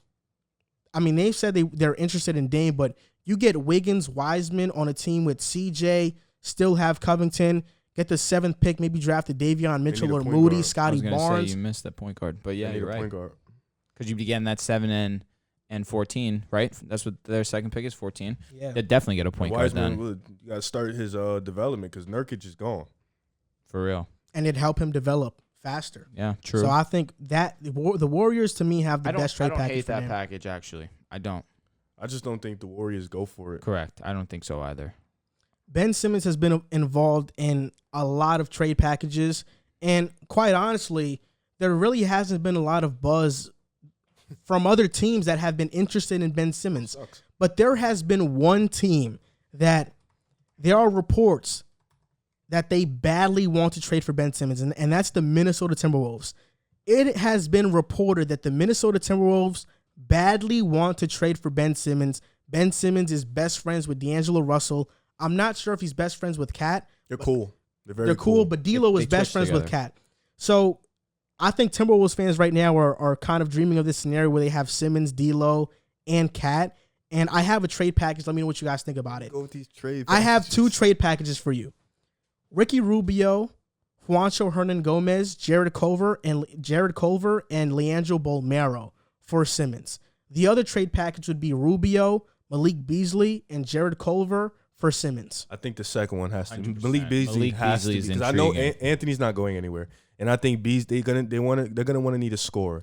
Beasley has to be in that trade. Someone that can shoot. How good do you think this team would be? This hypothetical Timberwolves team would be Simmons, Russell, Edwards, Cat, and let's just say Leandro Bolmaro is there for, or Hernan Gomez. No, the skinny kid, McDaniels. Yeah, he's played, and he's Nazi's there still too. But Naz is a small ball 5. Is a 5. Yeah. I'm saying coming off the bench, he's good too. I think that team would be really good. You know, this team when it was healthy was a pretty good team, and offensively they're competitive team. Yeah, offensively they're really explosive. I think Ben Simmons brings that defense. You know, you've got shooters. Even you can play 5 out because Cat is a really good shooter. The best shooting big man in the league. Anthony Edwards, he's starting to find his own. So I think this team can definitely help, but the dysfunction in Minnesota is very weird. You know, this team gets hurt a lot, and this team's development process hasn't been great. They haven't been good in a long time. So, you know, a new environment would definitely help. But, you know, Ben Simmons going to play with his friends and being around people he played with. I think he played with D'Lo in high school, if I'm not mistaken, Really? at Montverde. Yeah. Montverde, they did. That's cool. I think they won a chip together. They did. But, you know, being around his friends could possibly bring back that motivation. You know, when you're around your friends who lift you up, it brings that motivation back. That confidence. So I think going here can definitely change the narrative. But like you said, I like your second package better than the first with Beasley in it. Okay, so Rubio, Beasley, and Culver And for it Simmons. fits the money. Yeah, Culver, you got to get him out of there. All of these work in the trade machine. I tried it. And I'll be honest with you guys. I like the second trade package because not only do the Timberwolves get Simmons, they pair up Simmons with D'Lo and Cat, but Philly, you get a floor general point guard in Rubio, And a 20-point who scorer. has been improving his three-point shot every year in the league. He is not a good three-point shooter, but he's an average one. He's respectable at least. Malik Beasley, who's a sniper. Danny Green is leaving in free agency, so you could fill in that shooting guard spot. And now Culver, he's just a young player, so you can have Rubio, Malik Beasley, Tobias Harris, Embiid, and I don't know who'd be that three. Matisse would be that three. You probably have to start him now. That wouldn't be too bad. I think that would be pretty good He'd for be their Philly. primary defender. He's their best defender So anyways. one thing to say, Malik Beasley was suspended last season. He had something happen off the court. He pled guilty to a felony count. I can't read it right now. But Malik Beasley's a 20-point per game scorer. Oh, no, he's dirty. On the court, he's amazing, but he had some off-court issues. One thing I Okay. will say, actually, Ben Simmons and Karl-Anthony Towns, there's already talks of these two players not having the drive, the motivation to want to get better at basketball. And so Minnesota right now trading for a guy who already has those or you know these comments made about his character, or same thing that Karl-Anthony Towns said. Jimmy Butler constantly went in on the Wolves for lacking that extra motivational, you know, that motivation to want to be good on both sides of the court. I just don't know if this is the best situation for not just Ben, but also the 76ers. It's like the 76ers are right now in win now, and you're 100% right. You would get a floor general and you get a sniper in Malik Beasley, but you lose a significant part of that defensive core. And I'm not sure if Philly's going to trade Ben Simmons, they want to upgrade, and it should be a drastic upgrade. They did. What do you mean by that? Malik Beasley's a drastic offensive upgrade. Oh, Rubio's for sure, a good defensive player, too. And not to mention, they still have But Matisse, then who's their best you defender. lose the size, you lose the length, you lose the speed, and Ben Simmons. And that's obviously a factor that a lot of people don't take into account when they talk about Ben Simmons leaving the Sixers. Let me ask you a question. If you're a cat and your girlfriend is Jordan Woods, would you care too much about basketball? He didn't care before Jordan Woods, though. Like, you know, like. Listen, she is absolutely sexy. That being said, I wouldn't care too much about basketball. That's true. Yeah. I mean, And I'm getting but- paid He's probably glad he's not in the playoffs. He's on vacation with her And he's right getting now. paid like $28 million, bro. I guess, but I don't want to say that's loser talk, but like that's loser talk. That's loser talk. You said it. But what do you mean I said it? You said it's loser talk. It is loser He's a talk. loser. I mean, like I mean, you're been that supposed since to be. Minnesota. You were the number one pick overall. You had all this. Whoa, whoa, whoa, expectation he's a on yourself. dog. He's amazing at basketball, Oh, okay. but lacks drive. And then you pair him with another player who reportedly lacks drive. It's like that's the worst situation I could think of. I personally believe that Minnesota's problem is their coach. I was just about to say that. At least before. I Fair think enough. David Saunders didn't do Well, a they great had job. Tibbs. Tibbs was good, but he couldn't get the best out of them. And I think just the pieces on the roster didn't fit Yeah. too well. I mean, Jimmy Wiggins, that's just the Antigue was the starting point guard, I believe, or Derrick Rose, one of those two. It was like switching back and Yeah, forth. pieces they didn't fit that well. So On paper, it looks nice. Chris Finch, I'm not sure what he's going to be yet, but all the reports I've read about him are that, you know, he's a highly respected coach. He won a G League championship team. He was part of Nick Nurse's coaching staff, and, you know, Nick Nurse has spoken highly of him. So I think Chris Finch can be a good coach, but I think that's Minnesota's real problem. But there's no doubt that if Ben Simmons, D'Lo, and Cat team up, that is probably Young. the most really cool. fashionable team in the NBA. Mhm. I mean, just with that team would be on League Fits a lot. With Cat, Simmons, and D'Lo, they'd probably win an award for best dressed in the NBA, Uh-huh. the best D'Lo, dressed trio easily. in the NBA. D'Lo's so swaggy, man. Because Shea is over there in OKC, but he doesn't have a dress partner. Yeah, he's just him. Yeah, it's just him. Dolo. But I think in Minnesota, Ben Simmons, Cat, and D'Lo would compete every single night for who's going to be best dressed. I think. But then what about the court? It's like, There, what about the court? I think we didn't even mention Anthony Edwards in the mention. oh, he comes to work. Because let's be honest, he's gonna be a dog. The dog. Yeah, he comes to work. Obviously, But Karl Anthony Towns, in my opinion, is the best player. Look, I think this would be awesome for Ben Simmons. This is why. Let's talk about basketball now because we kind of swayed. You swayed. I did sway. I did sway. This is why. Ben Simmons with Philly, even though Embiid is a phenomenal player, it wasn't a great fit because Embiid does his damage in the post. Even though he does catch his post entries at the 3-point line for some reason, Embiid kind of clogs in that paint for Simmons. If you have D'Lo, who's a 40% 3-point shooter, Cat, who's a 40% 3-point shooter, Edwards, who didn't shoot the 3-ball well, but he's not a guy you're going to leave open. Yep. And whoever that 4 is, I'm hoping it's Leandro Bolmero because I have high hopes for him. And he's a European guy who I expect to be a good 3-point shooter because that's what I expect every European to be. Then Ben Simmons now has the floor extremely spaced out. Yep. And now we can finally see Ben Simmons at his truest potential or try to reach that potential. Not only that, but also you have the pros of playing with Cat and D'Lo, who are your friends, who are going to give you that confidence to tell you, bro, shoot the shot. You know, we want to see you succeed. So they're going to instill that confidence in Ben. And if Ben has that voice in his ear to tell him, do this, do that, yo, we got your back, I think Ben Simmons would thrive in that situation. I agree. You know, I think definitely like I said, playing with your friends brings that confidence in you. You know, they're there every day. They can help you, you know, get your game back. Definitely be in your ear, be on you, yo, bro, come on. And I think, you know, D'Lo and Cat have a chip on their shoulders. You know, D'Lo being to the playoffs once, same with Cat. You know, playing in Minnesota, they haven't really won much, and they haven't been healthy enough to even play with each other. So I think that's been eating at him alive too. And seeing what they have in Anthony Edwards, I think, you know, Ben Simmons is only 24 years old. D'Lo's still about 24. Cat's young. Anthony, this is a young core group that can grow. None of them have hit their prime yet, and they're all under contract for about 2-3 more seasons. And this is the beauty of it as well.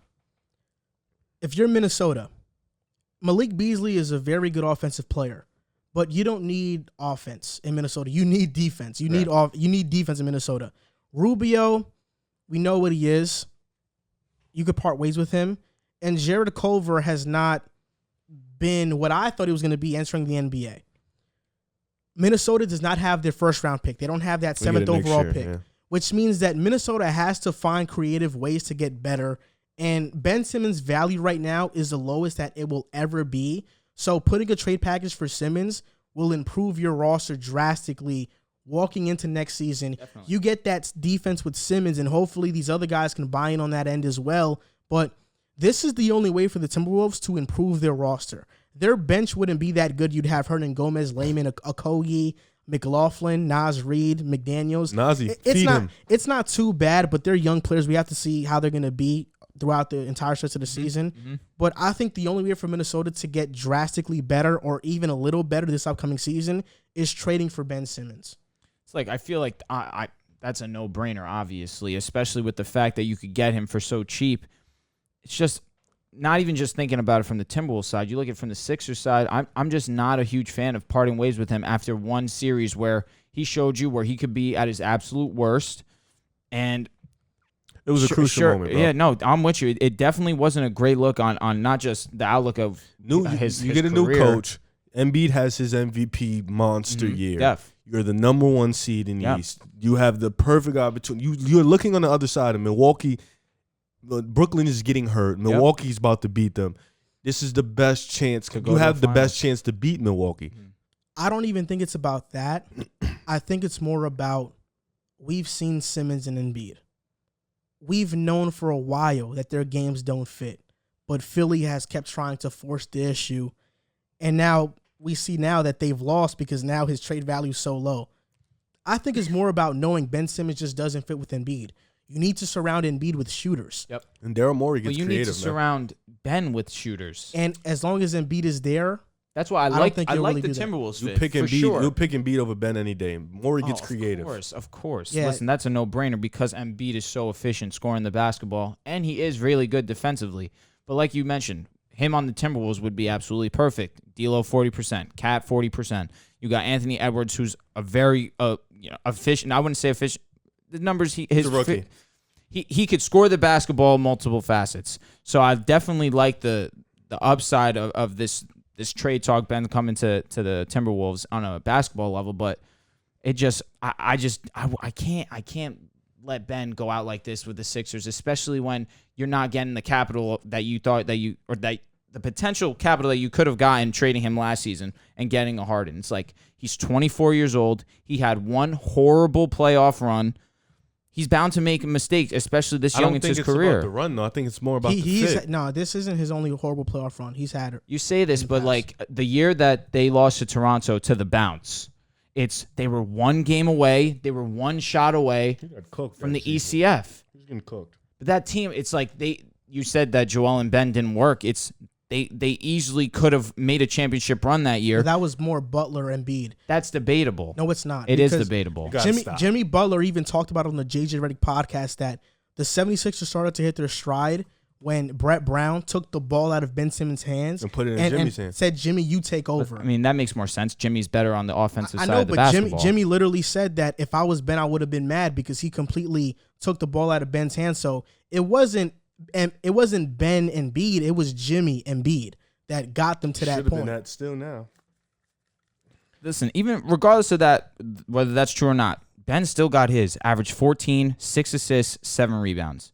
I mean, I don't really want to go by the stats because you look at this past playoff runs, his stats were not bad. I mean, his stats were good, but it still went down. And like he averaged 2 less points. He averaged almost 3 more assists, and he averaged 0.8 more rebounds. It's like, and his shooting percentage is around the same, actually, 62, but his free throw percentage was 20 points less. That's what I'm saying, though, is that those numbers, You're good. those numbers this past playoff series weren't bad, but we know what we watched. And in that same run versus Toronto, I know what I watched. It was Ben Simmons. He was a liability on that court. That's why I don't think... And even still, they almost won. Yeah, but I think in Philly, you have to find players who fit around Embiid. And people don't talk about this enough, but before Chris Paul in Phoenix led him to the 2nd seed, Rubio is the one who jump-started that engine. Mm-hmm. He was the one that finally Phoenix got a competent point guard, and they were a respectable team that would have been a playoff team had it not been for that Ayton suspension and Rubio also getting hurt along that season. They were hitting their stride with Rubio, with the floor general point guard. You put Rubio in Philly with Embiid, making the game easier for Embiid on those pick and rolls. He's also a good defender. You still have defense with Rubio, Thibault, and Embiid. I think it's good for both teams. But talking more about this offseason, the Dallas Mavericks, they need to make a splash move, right? Because Luka Doncic is a young superstar. He's probably going to be the best player in the league in a couple seasons. And this free agency class isn't so strong, but one name that has been linked to the Mavericks is DeMar Derozen. Let's say, hypothetically, the Mavericks do sign DeMar Derozen. Would that be a good or bad move? And it's tough for me to say because I feel like DeMar Derozen gets disrespected in the NBA. Like, people forget he's still an all-star caliber player that can put up 25 points a game. He's actually improved as a playmaker. He's improved at his shot selection. He's improved on the defensive end. He puts effort on that end. I think bringing him into Dallas, creates a different look. You get a guy who can get a bucket in the mid-range, who's still a little bit behind in times of the NBA. He doesn't really take many threes, but he's a guy that can ISO, can get his own bucket, can make plays for others, and can create for himself, whether it be slashing to the basket or taking a mid-range jump shot. But playing the 3 for Luka, spacing-wise, people are going to leave DeMar open. But I think bringing him another 20-point scorer, I think it's somebody that can take the ball out of his hands so everything won't be on him. I think that'll be good, because you need that for Luka, because Luka has so much responsibilities on this team. I think he needs somebody who can go get a bucket or can go get his own or can create for others on that team. So I think DeMar is more like a Band-Aid to a bigger problem. and I think it'll be said. good for him in the short span. But I think in the long term success, it won't be good at all. Very well said. I'm backpack exactly off what you said because, and for next season, it makes a lot of sense because you take some pressure off Luka. Luka doesn't have to be so ball dominant like he was this year. You actually get a guy who could space the floor a little bit more for Luka. He can obviously create his own. But you look at the next year's free agency class, and what's one more year of being patient with potentially the best player in the league on your squad at the age of 22 years old? I mean, you wait a little bit longer. One more season of having Luka develop, even though, I mean, how much better can he really get? But you take one season of being not a true contender, being around the same that you were this year. Who knows? Maybe you surprise yourself like you did this year, almost taking out the Clippers in the first round with a healthy Kawhi Leonard. You see what you guys can do next season without making a move for DeMar DeRozan. And then next year where there's a big free agency clash, you go and you actually make a big splash on a big name. You bring in Kawhi to pair with a guy like Luka. That is unbelievable. We keep talking about this Kawhi. But Kawhi's a free agent, and if he doesn't get it done with the Clippers, he's gone. Well, he's not playing, so he can't get it done with anybody. I'm with you. And why would he go to the team he beat? I don't know, you play with Luka. It's pretty intriguing. What do you think? I think the times in the NBA where you don't join a team that you beat are long and gone. No, it's not even about that form. It's like, why would I join a first round team? Well, you have Luka Doncic, who has the ceiling of being the best player in the NBA. You pair that with a bunch of other good role players. I'm assuming they keep Tim Hardaway Jr. That's true. You know what I'm saying? It's like Kawhi, KP, and Luka are good enough to make the finals and win. I agree, but they almost beat a team that is competing for a championship right now without their best player. I agree. I just don't see why would he leave what he's in now? The team who's if they don't win, Kawhi's gone. You think so? If they don't win, he's gone. Day. Correct. DeMar is funny as hell, but DeMar has become a player that is still really good, but that no team wants. Because whatever team he's linked to signing, whether it's the Miami Heat, the Knicks, the Mavericks, whatever team it is, the fan bases of those teams go crazy. They say, no, we don't want DeMar. We don't want DeMar. Even though he's a productive player, but the reason they say that is because he's an old school player. He still averages 21. He averaged 4 rebounds. He had his career high in assists this past season with 7, but he shoots 26% from the 3. What I like about DeMar, though, is that we know he's a great mid-range shooter, but also he knows not to take threes. He takes 1 a game, which is different from Russell Westbrook, who is a bad shooter but takes every 3 he can lay his eyes on. DeMar DeRozan, I don't think spacing would be such an issue with him on the Mavericks because, yeah, he's not a good 3-point shooter, but spacing is only an issue if a player can't hit outside shots. DeMar can hit outside shots, just not past that 3-point line. He takes 1 step towards that mid-range, he's money. Yep. So that's why I don't think it's such a problem. But a team of Luka, DeMar, Hardaway, Kleba, KP, with the supporting cast they have off the bench, I think that's not too bad. I don't know the ceiling of that team, but I saw a scenario that interested me a lot. And it was a scenario that it was reported, I forgot who the reporter is, but the Mavericks are reported to try and reunite Lowry and DeMar DeRozan and try to bring and trade KP. So have Lowry, DeRozan, and Luka with whatever you get back for KP, and you have big 3 of Luka, Lowry, and DeMar. And we know that in Toronto, Lowry and DeMar were good to get to the ECF. They were just missing that one player to put them over the top. You add Luka to that Lowry and DeMar duo and now make that a trio, I think that's good enough to go to the championship. And I think Lowry actually is a better fit. Like, if we're just talking about if, like, the Mavericks can just get one player out of DeMar and Lowry, I think Lowry is the better fit. So I would much rather get Lowry, Luka, and KP if I can only get one. But if I can reunite both of them, I would do it. I'm not I agree. I think Lowry's a great fit. Another guy who can, control the game.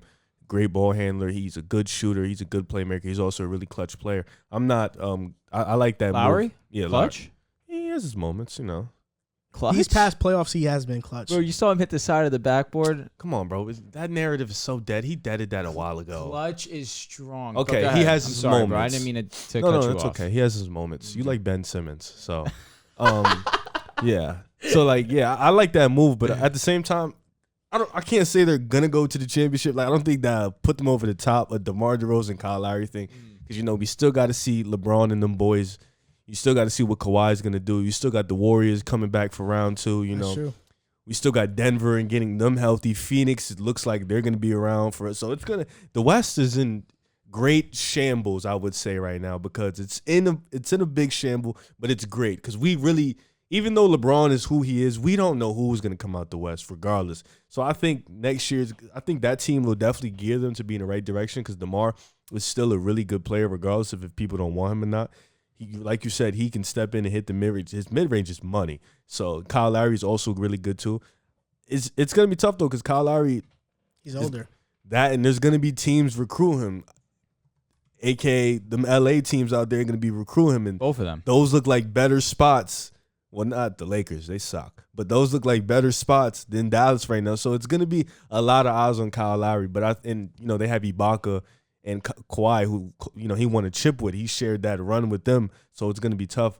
But I think, I agree with that. I like Luke. I like Lowry, Luka, and DeMar. I think Luka being off the ball a little bit and learning that way of the game is definitely going to help him. That's something he does need to improve on. When you said it, you don't know many flaws. I think being more of an off-ball player. For sure. I think that's something he should definitely improve on because it'll help his game. Yeah. For me, fans and like myself disrespect DeMar DeRozan. Do you really? Yeah, because I don't want him on the Knicks. I would. Oh, but that's not disrespect though. I don't think. But I think it is disrespect because DeMar is good, but you don't want him on your team. And every fan base kind of hates the idea of a DeMar DeRozan signing by their team. I'm actually very curious to know how front offices actually feel about DeMar. I would take him over Otto any day. It's just the fact that he can't shoot is probably unappealing to a lot of teams. Yeah, I wonder how they feel. I wonder how Dallas is thinking right now. The thing of this, he's still efficient. Oh, for sure. Regardless of that three-point percentage, it needs to be at least 30, 32. In Toronto, his highest attempted threes per game was 3 to 4. 3 to 4, 3.6, and he shot 31% in a season or from in a three. game. Per game. Okay, and he shot 31% from he three. shoots about 14 attempts from 2-point. So, but he's 51% from there. So Jalen Brunson is also a guy who a lot of teams are interested in trading for. I like him. He's a really good backup. The Knicks want to trade for Brunson, and I'm all for it. Yeah, definitely. Having Brunson as their point guard, I think he's a starting point guard in the NBA. No, he might be. He's really good. Especially when Luka doesn't play, he takes over for them. Yeah, Brunson with RJ, Randall, Mitch. We're not worried. Oh, man. I promise you we're not. That's so not that worried. is something. That is something that it's really nothing. Bro, imagine that is something. It's really nothing, bro. I promise you, it's really nothing. It's really nothing. Nah, that's a really good team. I'm telling you, it's really nothing. It's really not what you think it is, bro. It's so not that, bro. You got to chill out. I love Jalen Brunson as a player. No, he's really good, but you made it seem like that was like the next big trio. No, bro, that is not that. It's a good player. Well, Brunson. Oh my God. RJ, Kawhi.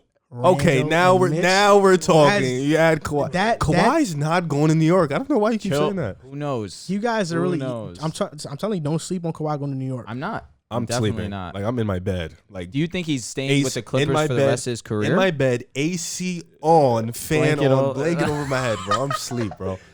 Do you think he stays with the Clippers? Why would he go to the team that just the rest got of his career? Smoked out? For the rest of his career, bro. You go to New York, you win a chip. Your legacy is different. They won't win a chip if he goes to New York.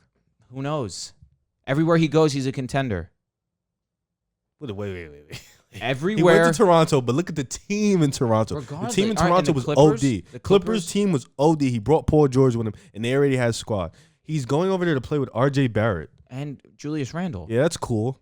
I agree. It's not the most They're not better than the Bucks. Lineup, They're not better than the Nets. But Kawhi just brings I don't know. We can build energy. a good wall for Giannis. Mitch, Kawhi, Randle. Nah, that's a pretty good backbone. That's pretty solid. That's pretty solid. That's a pretty good backbone. Pretty solid. And what hurts you is that Middleton has taken a leap. Drew Holiday has been very efficient scoring the basketball these playoffs. I know we swayed a little bit off from the Mavericks, but I'll say this. I'm off the Mavericks topic, but I'll say this. The Knicks are probably going to lose Nerlens Noel. Oh, he's really good. I would draft Charles Bassey with the 21st pick. 6'11", big man, strong, versatile. I would draft him. I think he'll be a good defensive player. Why not Jeremiah Robinson Earl with the first rounder? You don't think you use those 2 picks to try and move up? I like Villanova players. They're smarter than most guys in the draft. I think we could get them with the Because that second coach rounder. is really good. Yeah, they're really smart. So I think bringing him in. He played with Brunson. Yeah. So man, I think Charles Bassey would be a good Nerlens Noel replacement. And another team that is looking to replace one of their star players is Cleveland. The Cavaliers they have been in the news cycle again because they are looking at options of a Colin Sexton trade. And I don't know why Colin Sexton is always in the trade talks. This reminds me a lot of the Steph Curry, Monte Ellis dynamic back in the 2010s when they were contemplating which one to trade. And they went with the right choice because they traded Monte for Bogut. For me, though, sure. I love Darius Garland, and I think he will be a better long-term player than Colin Sexton. But I think Colin Sexton is really good. And the only way that I'm trading Sexton is if Jalen Green is there at 3. But if Mobley's there at 3 and I draft him, for some reason, there's this fascination with Jared Allen. Like, we don't know the type of center he is already. He's a good center. He's not a great center. I think he's a starter, but he's also that borderline starter backup center. If you get Evan Mobley, you have a lineup of Sexton, Garland, Okoro, Mobley, and Kevin Love if he plays. I mean, he hasn't played in the last couple of years. No, he's gone. It feels like he's always out the lineup. I don't know why they would trade Colin Sexton. It just doesn't make sense to me. I don't know why he's always in trade rumors. He's a good young player. And that's where I think I hit you guys up. I don't remember, was it last night or this morning. I was because I think with them putting Colin Sexton up for available, I think they're in belief that Jalen Green will be there at 3.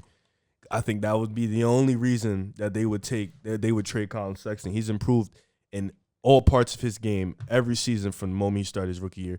I remember the narrative him coming in was he couldn't really shoot the 3 ball. He's improved that in every year. He's become really good 3-point shooter. He's become a really prolific scorer.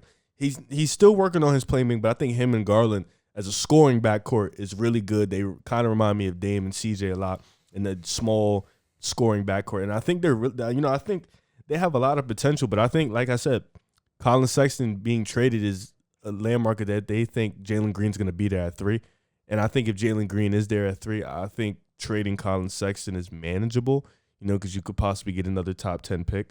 But like you said, if Mobley is there at 3, you take Mobley, obviously, but you keep Sexton. Sexton is only 22 years old. Jalen Green's going to be 20. So it's like, bro, you have a 2-guard. Like I said, the only people who are fascinated with Jared Allen are Brooklyn Nets fans who still miss him and still love him. And Cavs fans. And weirdos like that. Yeah. I don't know who's still a Cavs fan. Yeah. But yeah, Jared Allen is, like we said, a good starter, but can easily be a backup big. He's honestly a more athletic DeAndre. I don't even know if he's that. He's really DeAndre Jordan in his prime. Maybe a little bit less, maybe a little. Jared Allen? Yeah, maybe a little bit less, maybe a little bit more. We know what he's going to be. Evan Mobley is looking like a guy who can really be an elite center in this league. So, you see him at 3.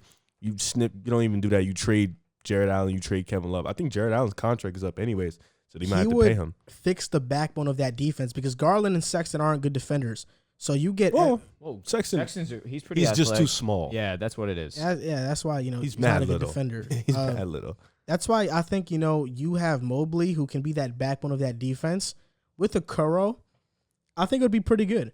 But I just thought about. I like Okoro. I just thought about this thought right now. If you're Cleveland and Green is not there at 3, and I think that's a player they really want to get because I think Cleveland is kind of dumb as a franchise. So I think they wouldn't take Mobley. They would take Kuminga. And no, not even that. I think they would keep Allen and not want to take Mobley. What if they were to trade back to the 5th or 6th spot and draft Scottie Barnes? And you have Sexton, Garland, Okoro, Barnes, and Allen. What is your fascination with Scottie Barnes, bro? I just think Scottie Barnes would be a glue guy to what Cleveland has. Well, they definitely need a 4 because I think Kevin Love's time is done. So I missed that early part. Who won at 3 then? It doesn't matter. Like Orlando or OKC would jump them. So it's obviously Cade who won 2 there. Green won 2. Oh, yeah. So you're saying if they don't want Mobley, you think that they should trade back. Yeah. Scottie would be great there. I think those are one of the few teams, them, the Kings. You know, I think that's a great spot for them because they have a fill-in at 4. You know, you get and him. He's an elite defender. You get him and Okoro to fill your forward spots. Those are two guys who can really be elite defenders in this NBA. And, you know, Barnes is a really good playmaker. You know, he's a good ball handler. So you bring in another guy because Colin Sexton, as great as he is offensively, he's not really a great playmaker, and Garland's still trying to get that in. So you bring in Scottie, who doesn't need to score. You know, he can just be a fill-in guy, kind of like a Draymond guy. So I think that would be really good for them. But who would they trade back, though? Like, what would they, you know? I mean, they could trade back with Orlando or OKC. Maybe it would have to be Orlando. Okay, what if they trade back with OKC? Scottie Barnes is there, but Cleveland also get that 16th overall pick. Or they get that 18th They would probably well. have to need to get the 16th. Yeah, and they can be, you know, set for the future like that. The thing is, the shooting would be awful with Okoro, Allen, and his jump Barnes. shot is broke. I think Barnes, though, can be a good shooter, though. I like Barnes because I think he's more polished as a player. I told you before, I think he's better than Kuminga right now. And Cleveland, last year, they used their draft pick on a project in Okoro. I think using your draft picks on projects back-to-back years isn't the smartest thing to do. I think Barnes is the more safe player than Kuminga. But Kuminga just has that Paul George upside. I can see Cleveland doing something like that, like picking Kuminga, because they've just been dumb in the draft for a long time. So I can see them trading back. Have they? Yeah. I think they're pretty good at drafting. I think so too. That's the reason LeBron came back in the first place. I mean, Garland, Sexton. Well, Garland, people were iffy about. Sexton, people were also iffy about. And Sexton was and Okoro, people were surprised about. Yeah, but Sexton and Garland have. Well, they ended up panning out. I think, but I can see Cleveland trading back and we saying, "Oh yeah, they're gonna go Barnes," and then they go Kuminga. In my opinion, I feel like you trade Sexton, you're just committing to another rebuild. What happens if they trade Sexton for the second pick though? Sexton in that third. Do they see? I wouldn't. If they think Green is gonna be, if they think Green is that much better than. In your opinion, do you think it makes sense to trade Sexton, who's already a 24 I think Green point would be per better. game, and the third pick overall? Because of his size. But and the third pick You're overall? going to have to throw that in. No way. They're going to ask for a pick. I feel like right now with Sexton's age, what he's doing right now, you don't need to throw in that third pick Jalen's, his size and his athleticism puts him over Colin. That's actually intriguing. Because Houston gets Colin Sexton, who's a young player, and the third pick, and they can draft Mobley. Yeah, so they would have Wall. No-brainer. They would have Wall, Mobley, KPJ, Wood, and Mobley. Yeah, that's no-brainer. That's not too bad. But why would you do that? Because you feel like people think Jalen Green is generational. And if Cleveland is a franchise that thinks we think Green is the next best thing, why not trade a guy when we're not all too high on anyways in Colin Sexton? You know, we think he's just going to be a great scorer in the NBA, but we think Jalen Green's going to be game changer. Why not trade that and the third pick? And who knows? Maybe Houston is in love with Mobley, and that's who they really want. Maybe all this green is just fascination is smoke screen. And if Houston takes Mobley, which I think they might, then Cleveland can get Green at 3 and then trade Sexton to get Barnes at 5 or 6. But you don't think you can get more from trading Sexton than right now? In my opinion, you're trading not much more. I think if you're getting the second pick, you're not getting nothing more. I saw this article. Shooting, he's so efficient. But it's the second pick in the draft. Agreed, but you have the third pick already too, and you're giving away your best player right now. This is the best player they've had since LeBron's been gone, and that's not close. But they haven't went anywhere. Agreed, but it's not like they've done anything out. I mean, the team as a roster is not built to make a playoff push Sexton right now. is really a really good young player, but I think looking at his counting stats, you'll be more fascinated with him than you would actually watching his game. Like, because I think De'Aaron Fox, he's a ball stopper. De'Aaron Fox is a guy who has similar numbers, but I think De'Aaron Fox actually impacts winning more than Sexton. But I read this article by John Bueller from Fansided, a good writer. He named these teams as potential trade options for Sexton. Houston was actually on it, so I'm guessing that's a trade they are exploring. Boston, that'd be something. Philly, Lakers, Knicks, and Spurs. Listen, I could see the Knicks trading for him too. Getting all your Boston, picks. no. 76ers, depends. I don't think so. I don't mind that either. Actually, I mind that. Really? Yeah. Have you watched Colin Sexton play? Yeah, he plays very well and he's hard also and tough. like he's a ball stopper. Like he has the ball. Like he's a very like he said, De'Aaron Fox impacts the game, even though they don't win much. You can tell when he's on the court. Mostly coaching. He's impacting the game, though. With Sexton, it's like everything is like, it's just like when you watch him play, you don't see winning mentality. Like, you don't see winning basketball. You just see him counting stats. He definitely had that against Brooklyn, though. Who is Colin Sexton passing the ball to get theirs on That's Cleveland? a good point. That's fair, but that's the same with De'Aaron Fox. Let me ask you guys a question, though. And I think De'Aaron is a who's potential De'Aaron Fox superstar. passing the ball Let to? me ask you guys a question and the audience a question as well, because I'm going to title this video something with Houston in it, so Houston fans see this potential trade. If you're Houston, would you want Colin Sexton?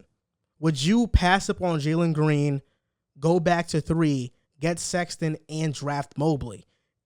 I think it depends on how high, because I can't speak for them, but in that office, how high are they on Evan Mobley? If they think he's going to be that generational big, then yeah, I'm okay with getting a guy who is going to put up the numbers, and he's still on a rookie deal. And they also have picks 23 and 24, so that could also be a fact. And then you can probably flip Sexton if you really don't want him too much and get more picks down the line. You know what I'm saying? Maybe get the 7th pick, 8th pick, whatever, however you want to splice or that. Have a core of KPJ, Sexton, and Mobley, and Wood. Sexton's still on a rookie deal, so you still have time to figure that out. Kenyon Moran. Yeah, you still have time to figure that out. But I think like teams like Houston, teams like Orlando, who's looking at getting Buck Knight, maybe might fall in love with Colin Sexton. Teams looking for a scorer might fall in love with the idea of Colin Sexton. So I think maybe Cleveland can flip it. Like you said, maybe trade back, get a Scottie Barnes, but still can get more picks down the road. I think Colin is worth a lottery pick. Because Green is basically a taller version of Sexton, even though I think he is more of a playmaker than Sexton.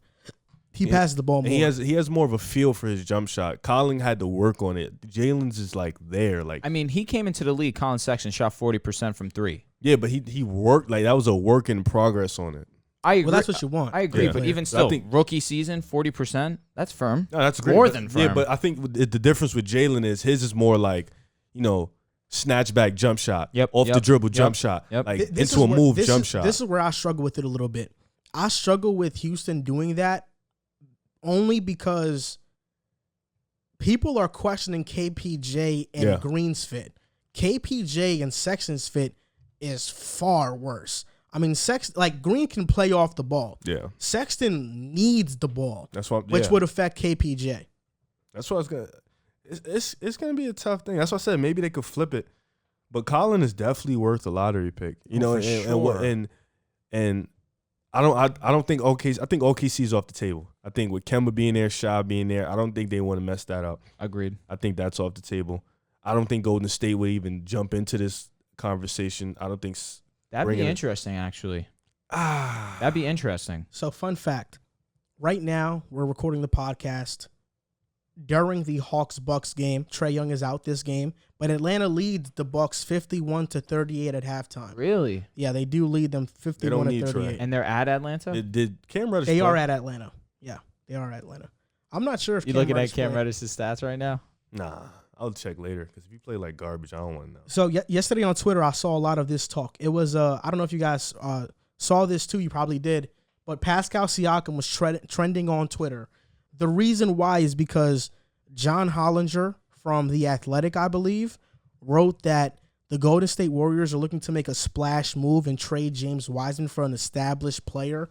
And basically the trade that popped up, or John Hollinger in his article wrote that Pascal Siakam is a name to watch. And in order to trade Wiseman and the 7th overall pick to Toronto for Pascal, Wiggins would have to be in that deal to make the money work. And you're looking at Cam Reddish right now. How much does he have? 4 points, bro. He has 4 points. Oh, my God. No, I'm just excited that he's in the game. That was really all I was excited about. All right, but let's listen up and let's talk about these Raptors and Warriors, the mock trade. Giannis says 8, so shut up. Let's talk about the Warriors and Raptors mock trade. So if you're the Warriors or if you're the Raptors, are you doing this trade? Are you if you're the Warriors, do you want Pascal Siakam? Are you willing to give up Wiggins, Wiseman in the 7th pick? And if you're the Raptors, are you trading Pascal Siakam to the Warriors and getting back those assets? Well, if I'm the Raptors, absolutely. I think that would be a great steal on the Raptors' part. Getting, what was it, the 7th pick, the 14th pick, Wiggins and Wiseman? I personally believe that if the Warriors were to trade Wiseman, Wiggins to Toronto for Siakam, Probably just the 7th. it would just be the 7th. Oh, Because even- I think 14th, it would be they would not want to. Even much. still, I don't think that's they'd still give that's that still up. you get a So guy. much. You get a guy, Andrew Wiggins, who we can all agree. I think he found himself last year in being that elite defender for the Golden State Warriors. You know, having a subpar 3-point shooting, finding his mid range. I think he definitely improved, even though the numbers may not show it. Watching his game, you've seen improvement. You've seen that drive back in him. And then in Wiseman, you get a young guy, a promising guy, a mobile big, a guy who fits this NBA narrative, you can still work on his game. And I know everybody over here trusts Toronto's player development staff to work on his game. And then you get the 7th pick, where you can pick another player in Moses Moody. Maybe you can develop Keon Johnson, you know, or something to pair up with the 4th pick that you already have. So I think that'll be a steal in itself for Toronto. On the Warriors' end, that deal sucks.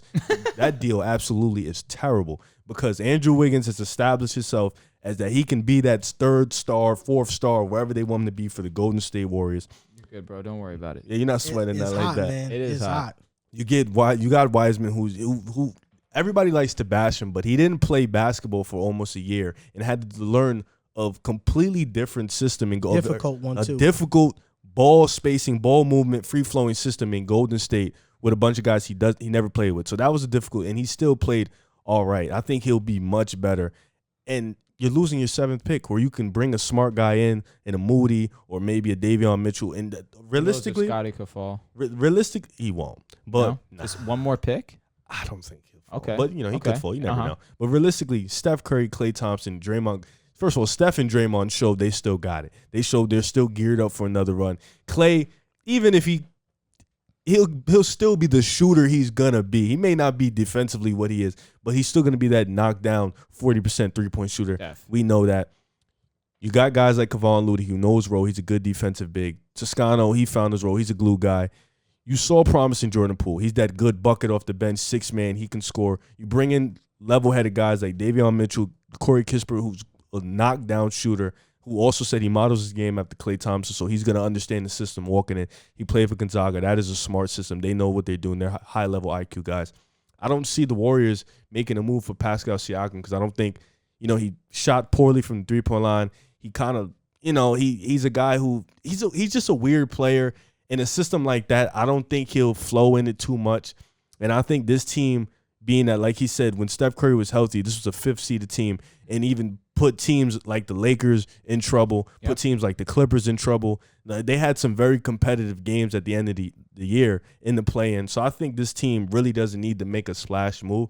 Just need to, you know, hit right on this draft, bring in some mid-level guys, and I think they'll be right back in the picture. Wow, great job taking all my talking points. Cheers. I'm sorry, Took bro. all my talking points. So then I'll talk for you, bro. I apologize. So before hearing the trade package, I did like it for both sides. Of course you did. But then you hear what Golden State has to give, and then it's a no-brainer. Toronto wins this trade by far. So then to go to Golden State side, you look at what Pascal Siakam did when he had Kawhi Leonard on his squad, and he didn't have to be that number one option in Toronto. He was extremely efficient on that championship run. Without Pascal Siakam, they do not win a championship, and I will stand by that. He was amazing that postseason run. And even this year, as a number one, 21.4, 7.2 rebounds, around 5 assists, over 1 steal a game. Obviously, that three-point percentage is 29.7, basically 30%. I don't hate that out of a big man, especially on the offense that he would be running with, which is a predominantly shooting squad. You could live with 30%, especially how I've seen him in the past be a definitely efficient number 2 option. I like the move, but for what they'd be giving up, it'd be way too much. You look at what Toronto would be doing there. You still have OG Anunoby at that small forward guard that Pascal played like the small forward, power forward position all season. You have OG as a backup there. You have Chris Boucher, who the comment section told me religiously he's not a 5, he is a 4. So he is a power forward, and he'd be filling in that role. And I think offensively, the comment section will also tell you that Siakam did not play the 3 much, and it was OG was a starter. No, for sure. Yeah. I'm with you there. But I'm just saying. No, because I heard that he was a backup from you. Okay. Like just now. So I don't know if you misspoke or like. No. I just mean like he's the hybrid, the small forward, power forward, and he's obviously more so the power forward. But I'm just talking both positions. You have OG there. You have Boucher there. You'd be bringing in Andrew Wiggins, who plays the small forward. You'd be bringing in Wiseman, who could play the 4-5. Probably you'd have him playing the 5 since Boucher isn't a 5. Wiseman is not playing the 4. No, for sure. Yeah. For sure. And then you get the 7th pick, potentially the 14th pick, but like you mentioned, probably wouldn't happen. Toronto would be stealing from Golden State to a degree and putting themselves in a great rebuild position, especially if they're going to be losing Lowry, especially if they're considering trading Siakam. They're setting themselves up nicely for the future. I disagree with you guys slightly. I think this is a bad trade for both sides. And the reason why is because, for one, for Golden State, like you mentioned but didn't mention, their motto pre-Kevin Durant was strength in numbers. I think with Curry, they were as good. Their record percentage was good enough to be the 5th seed in the West. They're bringing back Clay. You have 2 lottery picks. You have Wiseman, who could be healthy. Poole is also going to get better. And Wiggins also 2 years in that system, going on his 3rd, will be much better as well. I think that's good enough to compete in the West if those rookies come in right away and produce. And if they drafted Davion Mitchell, who's going to be 23 when the season starts, and Corey Kispert, who is mature beyond his years, then I think they'll be fine. With Toronto, though, this is a little bit weird because if you get Wiggins, you get Wiseman, and you don't re-sign Lowry, the starting lineup would be Fred, Wiggins, OG, Boucher, Wiseman, which isn't too horrible. Mm-hmm. But I think that if Pascal gets traded, you have to blow the entire thing up. You have to try to find a 3rd team that's going to take on Wiggins and not get him for yourself. You have to trade away Fred VanVleet. Boucher is 28 years old. But I got something for you guys right now. They have the 4th pick that we've said on this podcast. It could either be Suggs or Kuminga. I think you're going to say what I was about to ask you. If Toronto gets the 7th and 14th overall pick, is there a chance they can call Orlando and say, hello, we want to trade you 7 and 14 for 5, and then they draft Suggs and Kuminga? I was going to say Suggs and Barnes because you brought up the fact that I don't think I think, because like you said, Fred, Wiggins, OG, Pascal, and then Wiseman, we're assuming no, Siakam isn't there no more. Yeah, duh. So I think Scottie initiating himself in there, if they do draft him and taking that 4 spot, I think that'd be wonderful for him. Honestly, I was going to ask you, what do you think about them taking Scottie at 4, or maybe calling in and getting that 5th pick and taking Suggs and Scottie? I think that'd be a great draft. Yeah, I agree. And even if Giannis might be out right now. Oh, wow. But let's finish this up. Sorry, you got him. Yeah, bro. Oh, my God. This is the thing, right? So let's say Suggs gets drafted. I would assume Fred gets traded, but let's say he doesn't get traded. Right. I think Wiggins gets... Yeah, let's say Wiggins gets dealt. If this was 2015, Raptors fans would be drooling over Wiggins being their star player because of that Canadian connection, but we know who he is now. Let's say Wiggins gets shipped off to a 3rd team. The Raptors would have a starting lineup of Suggs, VanVleet, OG, Kuminga, or Barnes, and Wiseman. And off the bench, Boucher. We're totally forgetting about Gary Trent, who could come back. Malachi Flynn. I don't think that would be too bad, but I'm not sure. Then again, because, it depends. Because right now, Toronto's in a tough position. Do you want to keep Siakam and hopefully at that 4th pick, get that franchise-changing player in Suggs or Kuminga? I think Suggs is a floor general. I don't think he's franchise-changing. Kuminga has that potential, but then again, he's really raw. Toronto and Masai Ujiri might be watching this team right now and saying, we don't really have many ways to get to championship contention. Mm-hmm. So the best way would be to trade Siakam, get picks 7 and 14, get a really young player in Wiseman, and package 7 and 14, 4-5, and get 2 of the top 5 players in this draft. What about this? 4, 7, 14 for 1. I don't think they do that. I think Cade is locked in at 1. Because what Detroit keeps saying is we're looking at every trade. So I'm saying based off what they're saying, what if 4, 7, 14, and maybe even throw in next year for that number 1 pick? I really don't think they do that. I think Cade is just different. But the way they're talking about it is if Detroit's we might trade this, we might trade that. It would be so dumb to do that. That'd be crazy. It would be crazy though. It would, but I a think, decent amount. But Masai Ujiri is obviously, he has hindsight. He does things that nobody's thinking about. But right now, not to toot my own horn, but I think I just came up with something that not a lot of people are thinking about either. Mm-hmm. Getting picks 7 and 14 and packaging that for 5 and drafting Suggs and Kuminga. Because I think Scottie Barnes is a fine player. But you would draft Kuminga in a situation with OG being there already? Yes, because this is the thing. I think Scottie's a fine player, but I also believe that the Raptors believe in their development. Right. And I think Kuminga, his ceiling is Paul George. So I really do think they would bet on that star potential over Scottie. OG brings in defense. Wiseman has a size to be a rim protector. Suggs is a great defender. Van Vliet will still be there. Mm-hmm. And we don't know. I'm just under the assumption that if the Raptors were to trade Siakam, they're going into a full rebuild. But so you wouldn't trust your player development with Suggs and Barnes. That's a good point. Because I think, but who has a higher ceiling, Barnes or? Well, I think both of them are smarter players than Kuminga.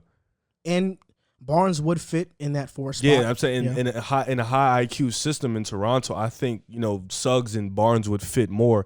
And you have OG Anunoby being there. I think Kuminga's gonna take some time. So let's say the Raptors trade Fred along with Siakam, and they even ship off Wiggins to a third team.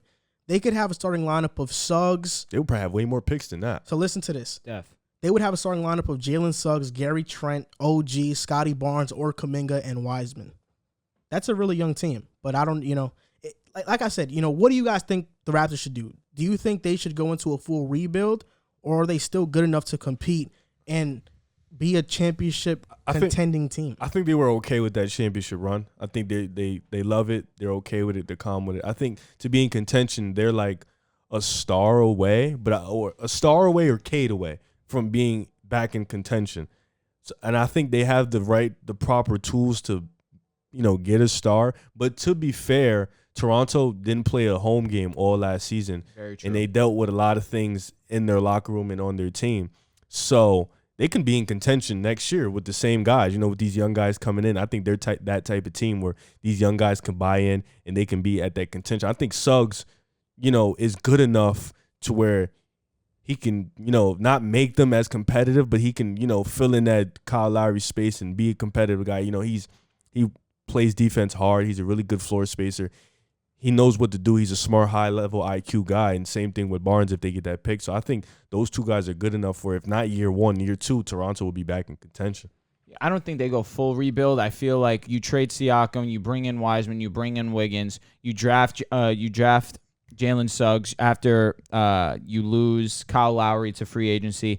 I feel like I like that team for the future. Definitely still young, has a good young core, good nucleus with Nick Nurse and his history with player development and how he was able to bring that Toronto team together to bring home a championship. So I feel like a full rebuild would be a bit extreme. I still have Federico, who you gotta stop. Listen, comment section said I was more than valid. That being said, they probably think you're from the 6 too. Which, hey, you're not from the 6, bro. You don't know me. Come on. That being said, I don't dislike this team if they were to move on from Pascal with the direction they'd be going. Again, that 7, again that 14, potentially 2, on top of drafting Suggs. I don't think it's time to go full rebuild, especially how we mentioned they didn't play a single home game last season. It's like once they get back to their home arena and they actually get into a groove of regular basketball, a regular NBA season, I feel like that team will be okay. Masai Ujiri could be he's already a genius, but he could be even more of a genius if he does something like this and ends up with 2 of the top 5 players in this draft. That would be next level genius right there. That would be next level genius. I just saw the video of Giannis injuring his leg. It looks bad. Yeah, Can I see it? Somebody show me. Yeah, but it could also be a knee extension though, like a knee extension. AKA, bro, it might be torn ACL. I hope that. Damn. He didn't. I hope that he's back on the Bucks bench. I hope that it's not as serious, bro. I didn't mean to cut off the segment, bro, No, but you're it just good. caught me so crazy. I just hate when superstars like that get injured, man. So many players have been injured in these playoffs. Right. It sucks. And I don't like KD. KD went down with that torn Achilles. It still caught me. It looks like he landed it looks wrong. like a hyperextension. Yeah, I hope so, man. I just hope that it's not an ACL because we I've just seen, talked about what happened. What are you talking about? Grab my phone. Oh, your phone? Sorry, you're closer. I don't think it's a torn ACL. I could be wrong, but you know, I've seen leg injuries before. I've seen Yusuf Nurkic's, which was gruesome. I've seen Paul George's, which was gruesome as well. Giannis in that clip does not. I don't think. Yeah. You didn't see it? I didn't see it. Giannis in that clip, it doesn't seem to be that he broke his leg. It seems to be like a hyperextension. At least I'm hoping that's it. I hope they don't rush him back into this game. They don't need to win this game. I don't know. You think so? If Trae Young comes back for Game 6? If he comes back, Giannis comes back. That's true, but I don't know. I think they need to win every game they can get. You can't play around with this Hawks team. This Hawks team is actually really good. Oh, my God. It looks like a hyperextension. I'm hoping that it goes in and backwards. You know what I mean? It's like his foot goes forward, but his knee hyperextensions hurt a lot, but Yep. you after a day or two you're good. Let me see again. Ooh, bro, it does not look good. Oh wait, they showed you again? Bro, in slow motion, you see the back of his knee just bulge out. It might be a hyperextension, but like a terribly bad one. Oh my God, that was hard to watch. Wow. You see what I'm talking about? Yeah. Oh no. Again, bro, I didn't mean to cut off the segment like that, but yikes. He returned to the bench, so hopefully he's fine. Yeah. But also Giannis is a warrior. Oh, for sure. Because of that, I wouldn't be surprised if he returned to the bench because he just wants to be with his team. Yeah. So, Because that's the type of guy he is. Another report. Dennis Schroeder has communicated he wants $100 million to $120 million in free agency. That's ridiculous. Sign and trade. See ya. Trade. Sign and trade. Nobody's trading. You'll probably sign him and not have a trade partner. Nah, I think we'll let him walk before that happens. Imagine if that were to happen though. A team commits to the Lakers to do a sign and trade. The Lakers sign him, but then they say psych, and then they're left with the contract. That's probably illegal. That's probably illegal in the NBA. Yeah, though. it has to be. It's like bad business practice. That being said, I don't think the Lakers resign him, truthfully. That's another topic, but I don't think we bring him back. These last two topics in this show, we're going to talk about some things that are a little bit controversial. So if you're sensitive, now's your time to leave. But I think these two topics we must talk about them. And I think this podcast, we talk about a lot of sensitive topics. You know, we try to push the boundaries. We try to talk about these things because a lot of people like to be censored and not talk about these issues. But I think that fuck that. We need to talk about this. Fair enough. This is about Chauncey Billups. The Portland Trail Blazers hired Chauncey Billups, and there has been a lot of backlash to this hiring.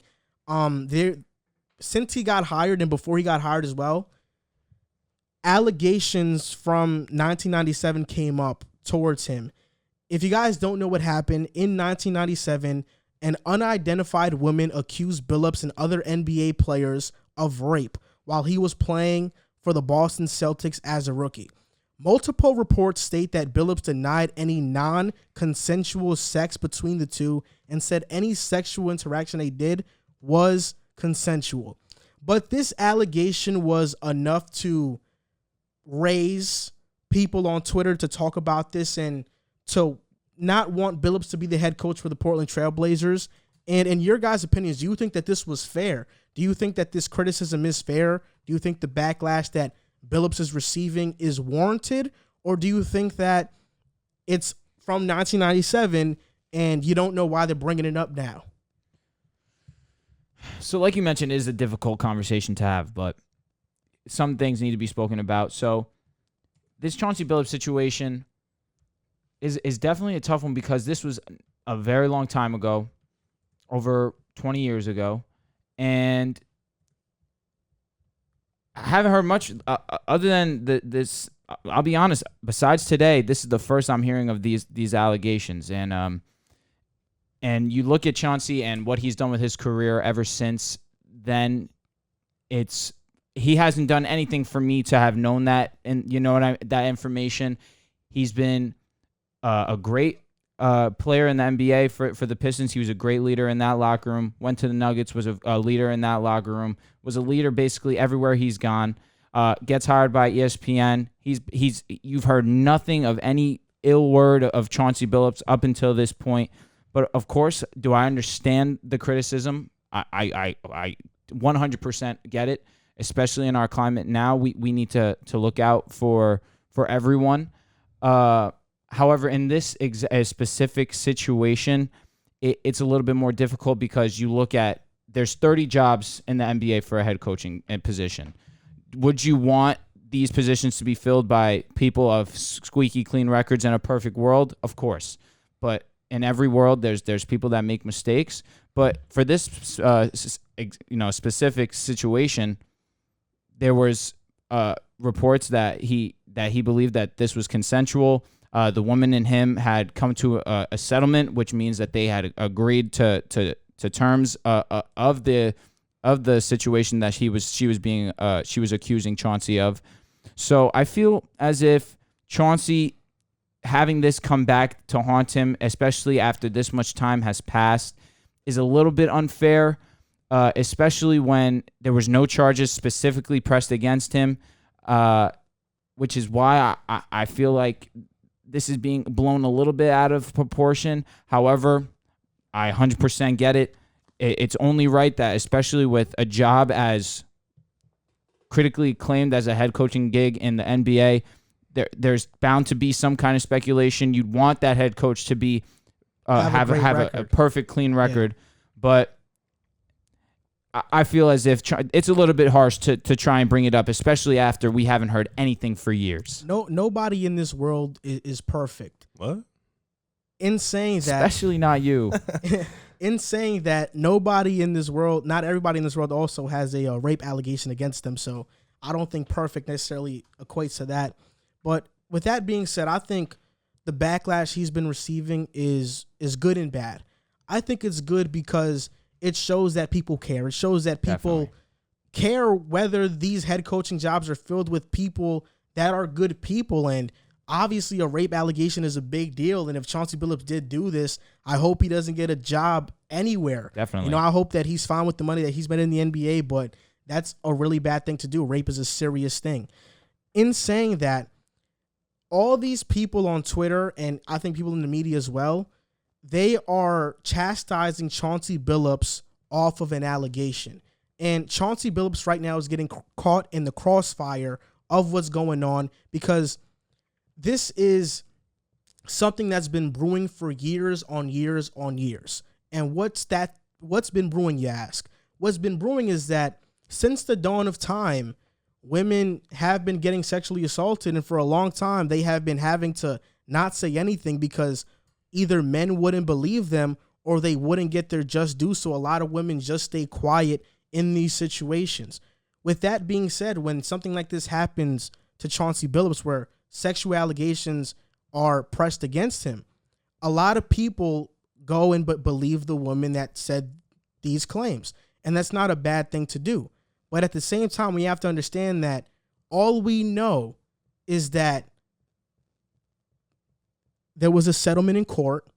All we know is that there was either consensual or non-consensual oral sex that happened.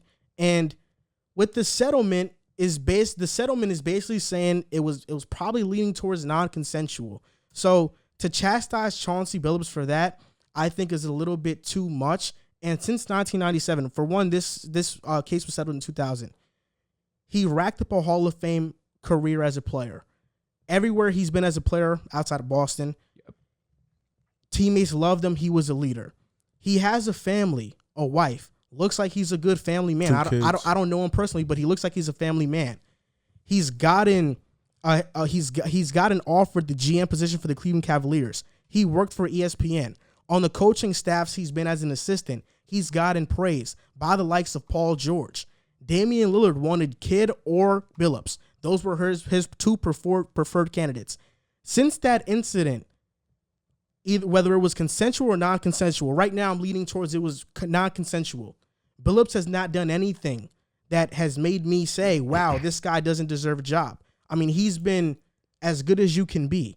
So to bring up those allegations now, I think is a bit unfair. And he's just getting caught in the crossfire because everybody's so emotional right now, because most of the times when men do stuff like this, they get away. Maybe Chauncey Billups was one of them, but maybe he wasn't. But I think right now we're in a position, well, people are in a position where they are setting him out to be guilty instead of innocent. And if you're asking Chauncey or the Blazers front office about these allegations, what are they supposed to say? I know people want transparency right now, but what are they supposed to say? Chauncey Billups obviously wants to not talk about this because I would imagine it was a traumatic experience for him at the time. He was 20 years old. He was either, let's say it wasn't true, he was facing something that could have ruined his life.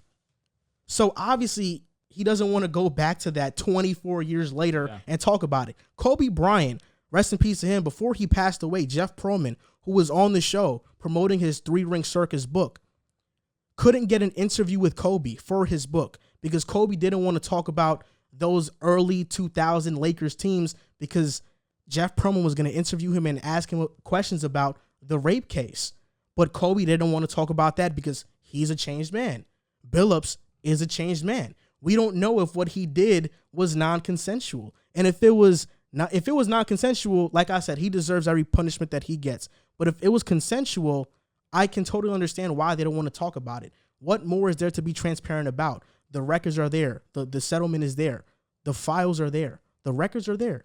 What else is there to be more transparent about?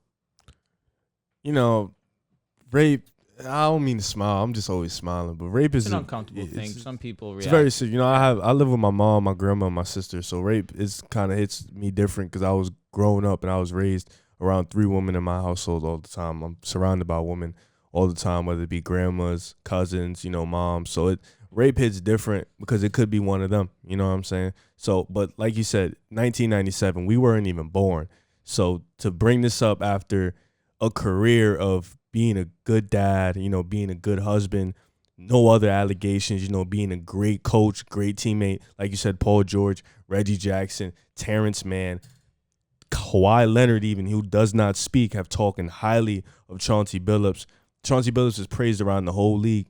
And to sit here and like you said, it's a 50-50 thing because on one end it could be true.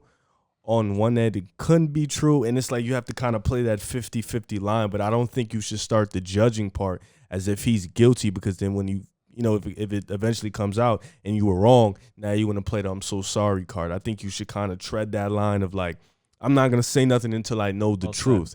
So I think people on Twitter are sensitive. People on Twitter, they like to jump to gun.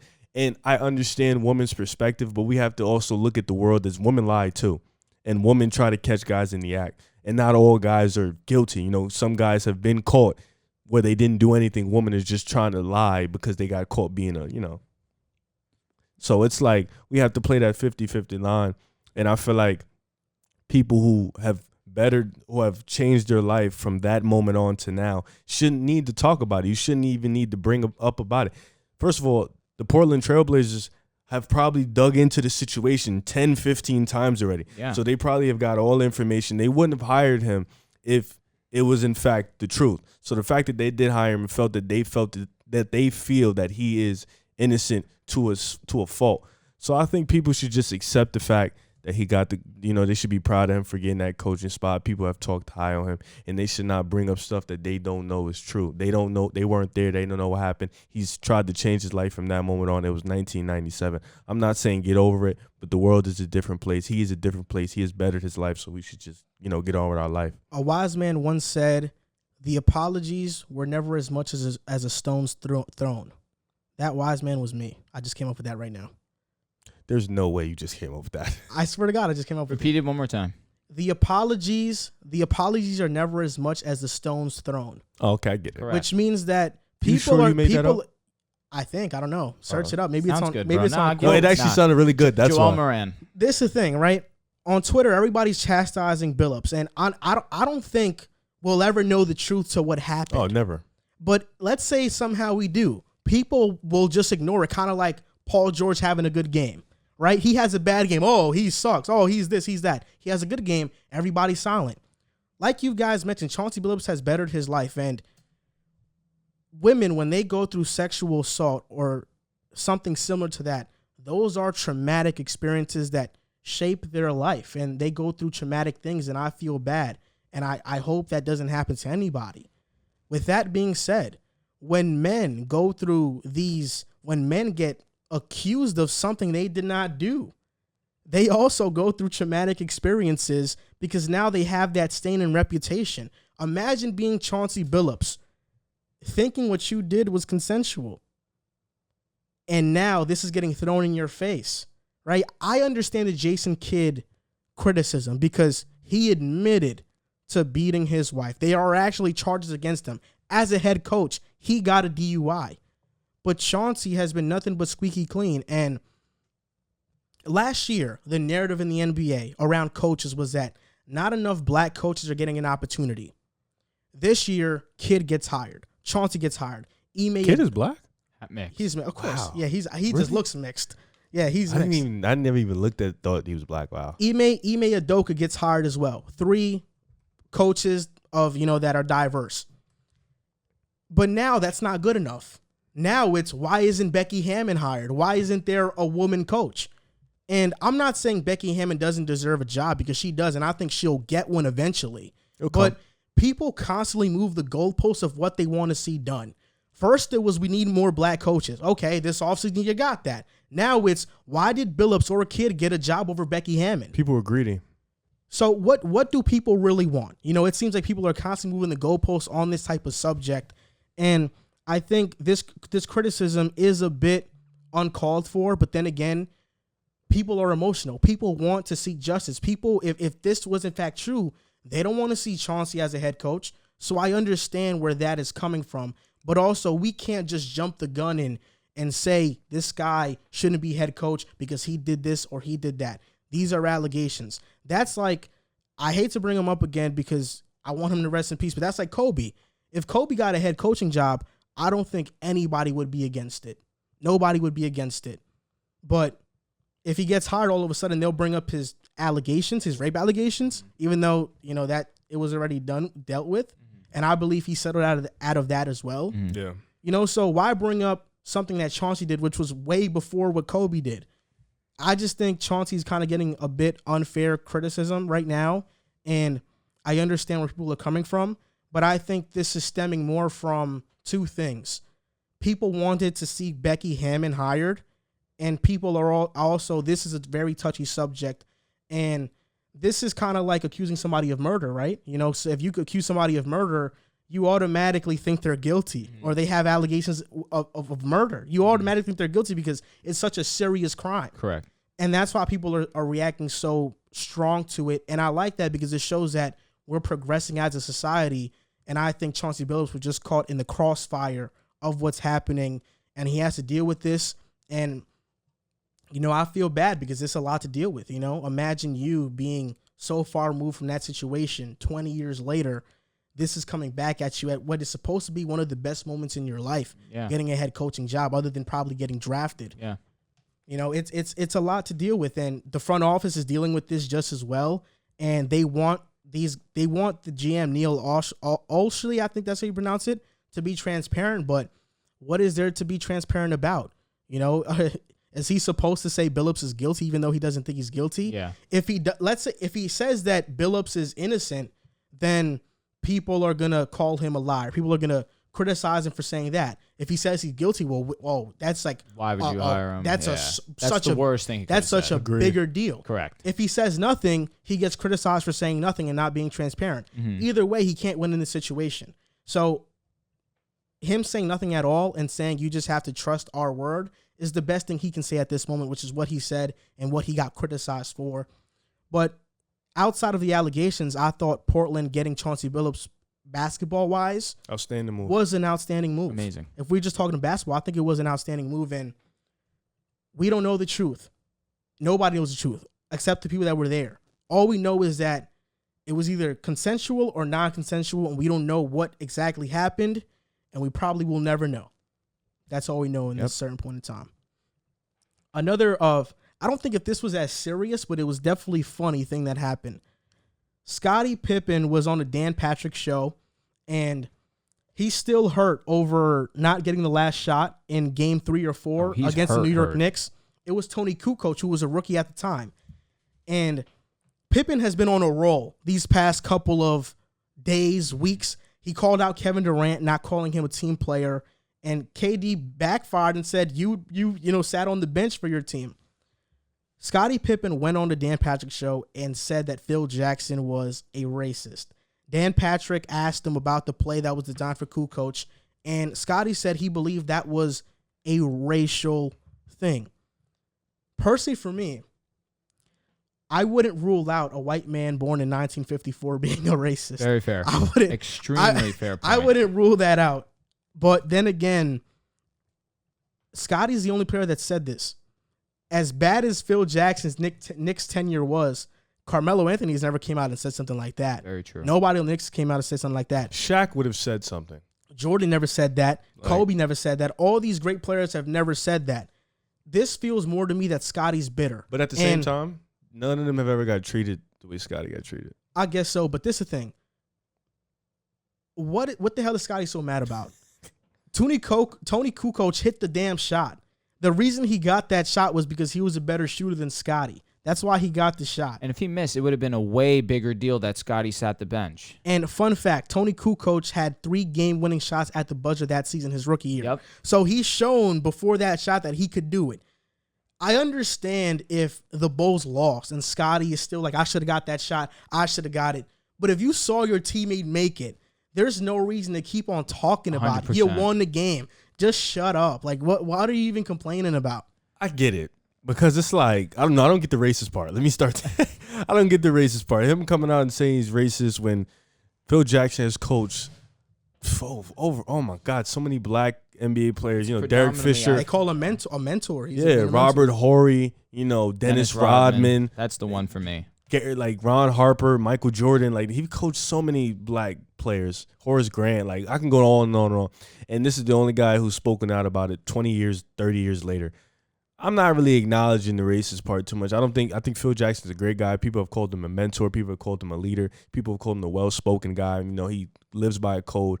He's, brings all this yoga stuff, and he's a really good person. So I'm not really acknowledging that. Even as a player, he played basketball, and he played for the Knicks, I believe. He won the last championship. Wasn't Walt Frazier on the team, a black, black player, the best player on the team? Also, correction, Jackson was born in 1945. You was 9 years off. Yeah, I was. So, but in terms of Scottie being upset he didn't get the last shot, I understand it because, he wouldn't have done that to MJ. He wouldn't have done that to Kobe. And at the time, Scottie was the man, and, he was on the rise. So I understand that part. But like you said, he made the shot. So, all right, he didn't give me the shot, but my teammate made it. At least be happy for your teammates. Cough it up. On to the next game. Scottie, you're not even that. You're not the number one anyways. Realistically, you're a great player, but you're only the number one because Michael Jordan left. But to be fair, Scottie felt like at that moment he was the guy. He was rightfully so the man of the team. And Phil Jackson wouldn't have done that to no other player. I understand Scottie being upset about not getting the shot opportunity, of course. You had been second fiddle to Michael Jordan basically your entire career up until this point. You carry the Bulls all season long. You have an MVP-type season. The Bulls are in a really great position even after you lose the greatest player of all time. And you're finally in a position where, you know what, I can be the man now. I could show people that Michael's great, but I'm great too. And what's wrong with saying that? It's just ridiculous. What I'm saying is not that ridiculous. Obviously, Michael's I'm saying he's ridiculous ever. for thinking that. I'm with you 100%. You can't be Michael. Yeah. But if anyone, I don't know if anyone could do what Scottie did. Scottie withstood a bunch of. Oh yeah, he's dope. For years, he played second fiddle and he was cool with it. One moment he wasn't cool with being a second fiddle. Tony Kukoc. But be honest with yourself. If you were Scottie, you wouldn't be upset. I just said I would. If we lost, I would. I wouldn't be upset at Kukoc because he's not the coach. Correct. I'd be upset at Phil. And listen, even in regards to the play call itself, Phil made a decision that was ultimately the best for the squad. He saw Kukoc have success earlier in the season. You could watch The Last Dance. He talks about it. He says Kukoc hit a similar. They drew up a similar design for Kukoc earlier in the season. He hit the shot. He knew that Kukoc could do it. Kukoc goes. They draw up the exact same play. Kukoc hits the shot. If Kukoc misses that shot, where you're right, you can understand where Scottie would still talk about it to this day. I would be on Scottie even more so for the fact that he decided to sit the bench. You decided to sit the bench. You watched your team lose after you carried them as the number one all season long, and you decided to put yourself over the team and had them lose. I would be on Scottie even way more that wasn't the first time he's done that. He did that the same in the offseason where he decided to just. That was years later, though. Yeah, but I'm saying that was years later. That showed a repeated. I think that started the selfish ways of. But another Scottie. thing that people don't and talk his about, teammates criticize him too for that. Fair enough, but the Bulls didn't pay him properly. There was a point where he was the second best player in the NBA, and he was the sixth highest paid player on his this team. myth That that was he was team. never this, because if he were to be the second best player in the NBA, he would have had to been either A, better than Jordan, or B, better than Hakeem. He's talking about when Jordan left. But even when Jordan left, Shaq was better. Hakeem was better. Penny was arguably better. Charles Barkley was still in the league. He was better. This myth that Scottie was the second best player in the league is just ridiculous. Why is it ridiculous? Because I just named guys better. It's like, obviously, in hindsight, now they've become it's better. a fact. Shaq was better. At that time, Shaq Karl was better. Malone. Karl Malone, Stockton, maybe. Come on. But do you Grant think, Hill was better than him at let's be honest. Bro, Grant Hill was better than him. what didn't Scottie do on a basketball court? Shoot, he wasn't a good shooter. Was Grant Hill better than? Did you need him to score in that NBA time at that time? Drew, who's with better? Jordan out, yes. Drew. At that time Drew. to shoot the basketball? Drew. Not really. Go Who's ahead. better, Grant Hill or Scottie Pippen? All At the time? No, at that time. Be honest. Who just had a? I'm take taking teams on. Scottie. You're taking Scottie over Grant bro. Hill? Yes. No, I just don't think he's. I don't know about that, but I'll say I think Malone, Hakeem, Barkley, those are three guys agreed. better than Scottie right there. I agree. That's not even naming Shaq and Penny. But Shaq wasn't better than Pippen at that Shaq year. was better when he walked in. No, he was not. He was not. You gotta stop. Bro, do I agree with you that Shaq's a better player than Scottie Pippen? What year was that? Dude, it was 93, 94. No, it was 94, 95, right? No, 94. both of those. No, 94, 95 was the year that the Bulls were the all-time. Or was that 96? No, 96, I apologize. 96, I apologize. 92, 93, the Bulls won the Won the championship. championship. 93, 94, They won. the Rockets won. And then 94, 95. The Rockets won. two-peated. Yeah, that was They the year. two-peated. Those were the years. So then it was the year. I think it was those the 2 year years. before. No, the year before. Correct. That was Scottie's year. But Scottie is here the next year too. Just Jordan came So back. He came back. these are players that led the league in scoring that year. These are the top 10 players, right? I'm gonna name them right now. We're waiting. I'm trying to click on it to filter. Okay, David Robinson, who was, I believe, The Admiral. he was an MVP that year. Was Hakeem. David Robinson, Shaq, Hakeem, Malone, Ewing, Dominique Wilkins, Mitch Richmond, Latrell Sprewell, Glenn Rice, Cliff Robinson, and then it was Scottie. Scottie averaged 21. Yeah, that year, and he was 11th in scoring that year. Big Mitch. I don't know nothing about that. Mitch Robinson? Mitch Richmond. Excuse me. Jordan came back 94, 95. Bro, Yeah, like 20. Scottie that year, 21.4, 2.9 steals, 5.2 assists, 8.1 And rebounds. he came in and the Bulls were struggling when MJ came back. They were struggling to make the playoffs. They were poop. But that Okay, year so before, look, they went to the. This is That was weird. They went 7 with the Knicks, didn't they? Yeah, it was really the year. weird This is concept year 93. What's weird about it? that they dropped that low the next year. Oh, I mean, you just lost the greatest player ever. No, I'm saying Scottie did after. Yes, agreed. Go ahead. Sorry, Joel. Okay, this is the year 93-94 season. The 93-94 season where MJ left and Scottie was the man of the team. This was the MVP voting. Hakeem was first. David Robinson was second. Scottie was third. Shaq was fourth. Ewing was fifth. Payton was sixth. And to your credit, Shaq And Malone that year was seventh. averaged 29 and 12.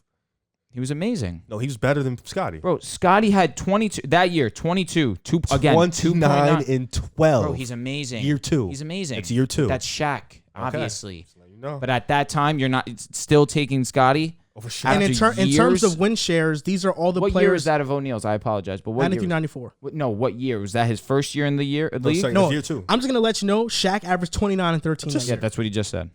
It's okay. Hakeem averaged 27 and 11, and David Robinson averaged 30 and 11. Come on, bro. This was Bro, a but big Malone guy averaged league. 25 and 11. Scottie did everything. This was a big Okay, man listen, league. listen, Did listen. Everything. These are the win shares that year. Robinson was first, Shaq was second, Hakeem was third, Malone was fourth, Stockton was fifth, Ewing was sixth, Kemp was seventh, and Scottie was eighth. So let's just talk about this. In that time, are you taking Scottie over Hakeem Olajuwon? No. Hell no. Are you taking Scottie over Shaquille O'Neal? Hell no. At that time. Yeah, hell no. At that time, No, you're second not. is the You're second not. year in the league. Exactly. He's putting up 29 and Okay. 12. All right, maybe. Are you Maybe. taking Scottie over David Robinson? I think that's debatable That's because debatable. Robinson in the playoffs wasn't that that's a good. debate. I'm gonna take Scottie. Okay, so now Scottie is third unless he gets moved out. So are you taking Scottie or Karl Malone? Malone. You got to stop. So so Scottie was the fourth now. He gets knocked down to fourth. Are you taking Scottie? You're taking Karl Malone. Are you easy taking too? Scottie or Patrick Ewing? Taking Scottie. The Knicks beat the Bulls in the They playoffs did. that year. They did. He tried to make that 100%. real yeah, clear. They did. They did. Okay, so I would take. Who's I would playing take Shaq- defense on I'm What taking do you Stock- mean? The Knicks had the one of the worst offensive teams of all time. I'm saying Patrick Ewing. Who's playing defense on Patrick Ewing for the Bulls? Don't do Again, that. On the Bulls. Don't do that. Who's Ooh. playing defense on Scottie? Well, no, John Starks. This is good. I'm taking Stockton over Scottie. Stockton. Mhm. John Stockton over Absolutely. Scottie. 100%. And Without a Barkley averaged 21, 11, and 5, but he didn't play a great defense, so I'll take Scottie over him. So Scottie, he was not the second best player. I think Hakeem is over him, Shaq is over sure, him, Malone for is sure. over him. Shaq went to the And I final. would put Malone- Ewing over him, and I would put Scottie fifth. Debatable fourth. Even still, they still had a top 5 player. Which, what is that bad? That's still even debatable because Malone, Stockton, Malone, debatable. It's maybe. those, I'm Agreed. saying debatable. Those For are sure, debatable. for So it's sure. debatable if For he's sure. top 5. For sure. Are you taking Charles Barkley or Scottie Pippen? I would take Pippen because of his defense. I agree. Yeah. That's what people like defensively. That's what held that Bulls team down all those years. Other than obviously Michael Jordan being Michael Jordan. If Scottie is not the defensive anchor that he is, the Bulls team's not the same. You're not wrong, but Karl Malone was an All-NBA defender. Hakeem is arguably the best defender of all time. Shaq was a great defender as well. So Correct. that's 3 right there. That's Correct. off the bat. Not And to- Stockton was also an All-NBA defender. But are too. those guys guarding 1 to 4? well, Is Scottie guarding 1 to 4? big men, which in that era was the glory days of the big man? Can actually Scottie trying to control a think. game like Stockton? No, but how many players really can in NBA All right, then. history? So can Scottie dominate a game like Hakeem and Shaq? But can What, Stockton what? dominate a game like Pippen can? What the? What do you mean dominate a Could, game? could Stockton have done what Pippen did that What year? did he do He took a Bulls team without their to the best player second round? and was third in MVP voting. you- Stockton's doing that. Stockton and Malone at an old age beat everybody in the West twice to go to the finals. I'm not taking anything away from them. That same year, Scottie was having back problems and was struggling. You also mentioned how he had Karl Malone too. Scottie had Michael Jeffrey Jordan. Yeah, but that season he did not. Okay, so you want to talk about that year? That's only what I'm talking All right, about. Let me run down Stockton. I mean, that would just enhance his scoring numbers, though. Who's Scottie's? Scotty's, Yeah. But with Jordan, he's a 16-point per game scorer. Oh, but that he did his role to the best. You said 93, 94? 16's cap. This is the thing. 16's cap. It's 18. Bro, he 17.8, 21, 18, 22. 22 is the year he left. 21 was when he came back. 19, 20, 19. Okay, what's his career average with the Bulls? Oh, that's hard. I can't find that number. It usually shows you on the bottom if you're on Basketball Reference. Let's see. With the Bulls, he averaged 17.7. So 18. So like the 16 point per game. No, season but around there. early in his So was career, Stockton. That's funny. early in his career, 7.9, 14.4. But then third year where he actually started to kick up, 16.5. I'll just say this. I think Scottie being the man on that team, for one, that team was not bad. I think B.J. Armstrong made an Agreed. all-star game that year. Yeah. Yeah, he Really? was good. So I think Scottie to that Bulls team, that year he proved that he can't be the best option on the championship team. And I even think if Scottie had his own team, he's not good enough to be the first option. He has to be the second.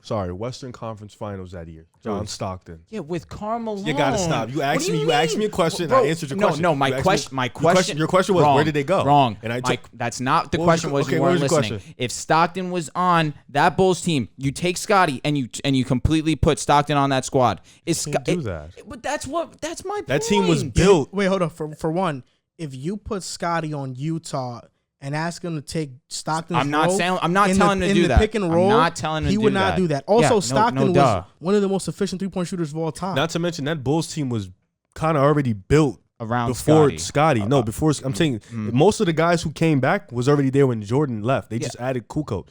My point And even was then, he was highly still coveted Yeah, rookie. that's what I'm saying. So it's like, regardless of that point, my initial question was, if you put Stockton on the Bulls and you ask him to do what Scottie did, you think he could do that? what did he do Bro, without the Lost in the best second player round. to the Knicks? who had The given Knicks never beat Jordan. You know what's given him fits, and that's you know what can't that's say that's like? not true. You know what that's like? Taking Jordan off that Bulls team. Not just Jordan, the best player ever. You took the best player ever off a squad and asked him to go play. Okay, listen up. You take Jordan off that squad is the same like taking LeBron off Miami with Bosh and Wade. Healthy, and I believe Bosh and Wade still made the playoffs, right? No, they got hurt, but the next year they made the Eastern Conference second round. Oh, okay. Terrible Yes, comparison. How? Because D-Wade was already hurt. Are they in He his was prime? hobbled. Are they in their prime? I can't wait for this. Scottie was in his prime, was he not? Bosh, Wade. They were in their prime. But D-Wade was coming back to form. Bosh was in his prime. Were they? Bosh was in his prime. Oh my God, He was. That He got is injured, but he was in his prime. egregious. This is what That's kills so me. Because that egregious. year LeBron leaves, people love to say when LeBron leaves, You're right. teams You're right. go garbage. They were a game away from D-Wade the and ECF. Chris Bosh played less than 50 games that year. Yep. The next year, when they reload, they go to the second round. Because of Chris Bosh having blood clots and couldn't play, that they lost to Toronto in 6. But if Bosh plays, they go see LeBron in the Eastern Conference Finals. And I'm not saying they're going to beat them, but they would have ran it to the Eastern Conference Finals. They just were hurt. Listen, they were fine. I'm with you. I mean, Were everybody they on in Chicago, their prime like Scottie Pippen was? For one, And that's the that answer. Chicago Bulls team, you had Scottie, who was in the MVP conversation. All-world. You had Horace Grant, who was 28 years old in his prime, who after that went to Orlando and was a huge part of why they made the NBA Finals. B.J. Armstrong made an All-Star game. Tony Kukoc, Steve Kerr, like they still had a good team, bro. Oh, I'm with 2014. you. I'm not taking that away Name me from Scottie's them. numbers right now. Bro, 22. 22, 9, and 6 with 3 steals. Okay, Mr. D-Wade out of his prime that year with Miami, 22, 5, and 4. So out of his prime, still put up Scottie Pippen numbers. But listen. What? Are you taking Dwayne Wade or Scottie Pippen all-time career? I'm asking a question. Wade. Dwayne I easily. agree. By I agree. far. I agree. So what you saying? 22, 5, and 4 is way past Dwayne Wade's prime. And that was Scottie's prime. Think about it. But Scottie, it was 20. Scotty's. It was a different league and pace back then, but I get what you're saying. I do understand what you're saying, but that being said, how many steals did Dwayne Wade I average? got you right now. One. Under one? No, one. One. What did Chris Bosh average that year? Got you right now. He probably averaged 20, I guarantee it. I'd hope so as a number 2 option. I mean, at number 3, he put up Scottie Pippen numbers. No, he did not. He's like a 60-point scorer. Like, what you mean? Like, I got you right now, Mr. Tight Fast. 21, 7, and 2. So he got back to form. And as a third option, he put up 17 points, 16 points, 18 points. So he was Scottie. Scottie just wasn't an offensive guy, man. I mean, that being said, this league is way more offensive than that that league. is fair. And Well, Scottie was it was 2014, 2015, right, that year. Regardless. to be fair, Scottie is top 5 defender. ever. Yes. The league 6 years ago wasn't as supercharged as it is now offensively. It was still He adapting just got like to that 16. It was going into that phase. when Golden of, State started to really It was find really a Golden way, State that that's- did it all. Yeah. But to be fair, Scottie, top 5 all-time defender. We get all that. All-world defender. We understand that part. But this initial debate was about You if, said he was the second best if player he was in the the second league. best player in the league at which, the time. hey, listen, I'll accept being Which wrong will give there. you fourth. And I'm fine with that. Okay. Like, what's wrong Yeah, with we'll fourth? give you 4 or 5. But Right. 2, nah. Oh, yeah, 2 spots. I'm really so Because that's sick. just pumping Scottie to places he was never. Okay, a top 4 player in the NBA. That's even still debatable. What's wrong with that? That's like a LeBron / Durant Curry gap from like Giannis. Yeah. You know? okay. That's a Because Giannis is, Very we would good. consider Giannis like a top maybe 5. I don't know. He went to chip this year. Is he? Curry, you're right. KD Steph and That's what I'm LeBron are saying, just on a like- different tier of basketball right now. But you're saying, And I think that I if would you- say if you were- Shaq. Hold on, give me 1 sec. Yeah, I I got would you. say Shaq 100% in that category. Olajuwon is 100% in that category. You could debate 3. And it's crazy because even in like we look at the top 5 players right now, LeBron, KD, Kawhi, Steph, all better than Pippen. Like, Easily. I think our top players now are better than their top players then. Oh, I'm with you So, there, like, bro. That's No, debatable. yeah. 'Cause Even I mean, Giannis at that time. Giannis is basically Shaq at the time, Are you averaging taking his Kawhi or numbers. Scottie? but he's saying top players. Kawhi's not better than Hakeem. No, I know, but Kawhi's better than Scottie. Yeah, he's Like if we plug in our I players think our now, top Scottie. 8 might be better than Scottie. If we plug in our top 8 now in that era, Scottie's like off I the think top Harden's 10. better than Scottie.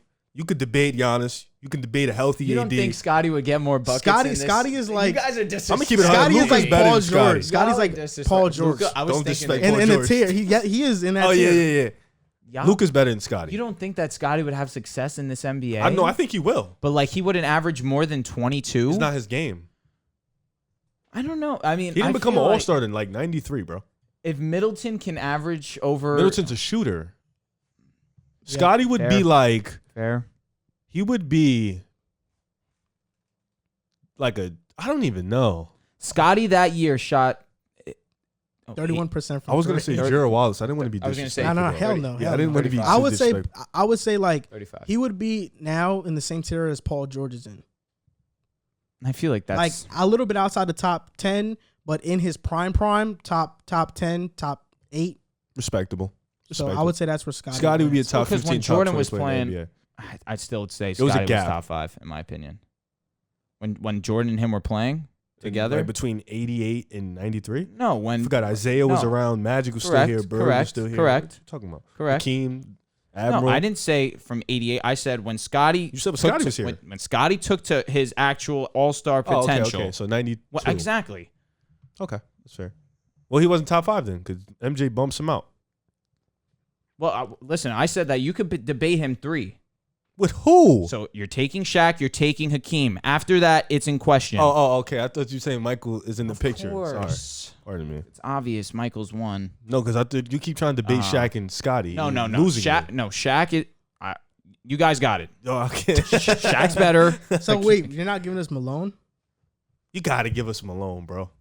I just He's think an that's- MVP. Listen, I'm not taking that away from him. I was If you're not giving me Stockton, you got to at least give me Malone. I'm more lenient to Malone than I am to Stockton. Okay, fair. Yeah, obviously. But yeah, of course. That being said, Yeah, it's I Malone. just feel like Scottie just could do everything for me, and that's why I feel like Did he win an MVP for you? he won multiple championships. And what's more important, You got to stop with No, it's true. No, I mean, It is we true. can't disrespect Scottie. He was a part of, those Yeah, runs. but all right. Okay, that's fair. That's fair. Understandable. we strayed so much from oh this my original God, you're topic. not really. it's all We're about talking Scottie. Bulls. No, that's true. We're talking Bulls. I think we strayed away from the original topic, but it was actually Great better. conversation. Hopefully, the audience enjoyed it. This We got a this little mess of erratic. Scottie ending talking We got about- segment. erratic. Scottie funny, man. So this is gonna do it for this episode of Good Pick a episode. Side, episode 96.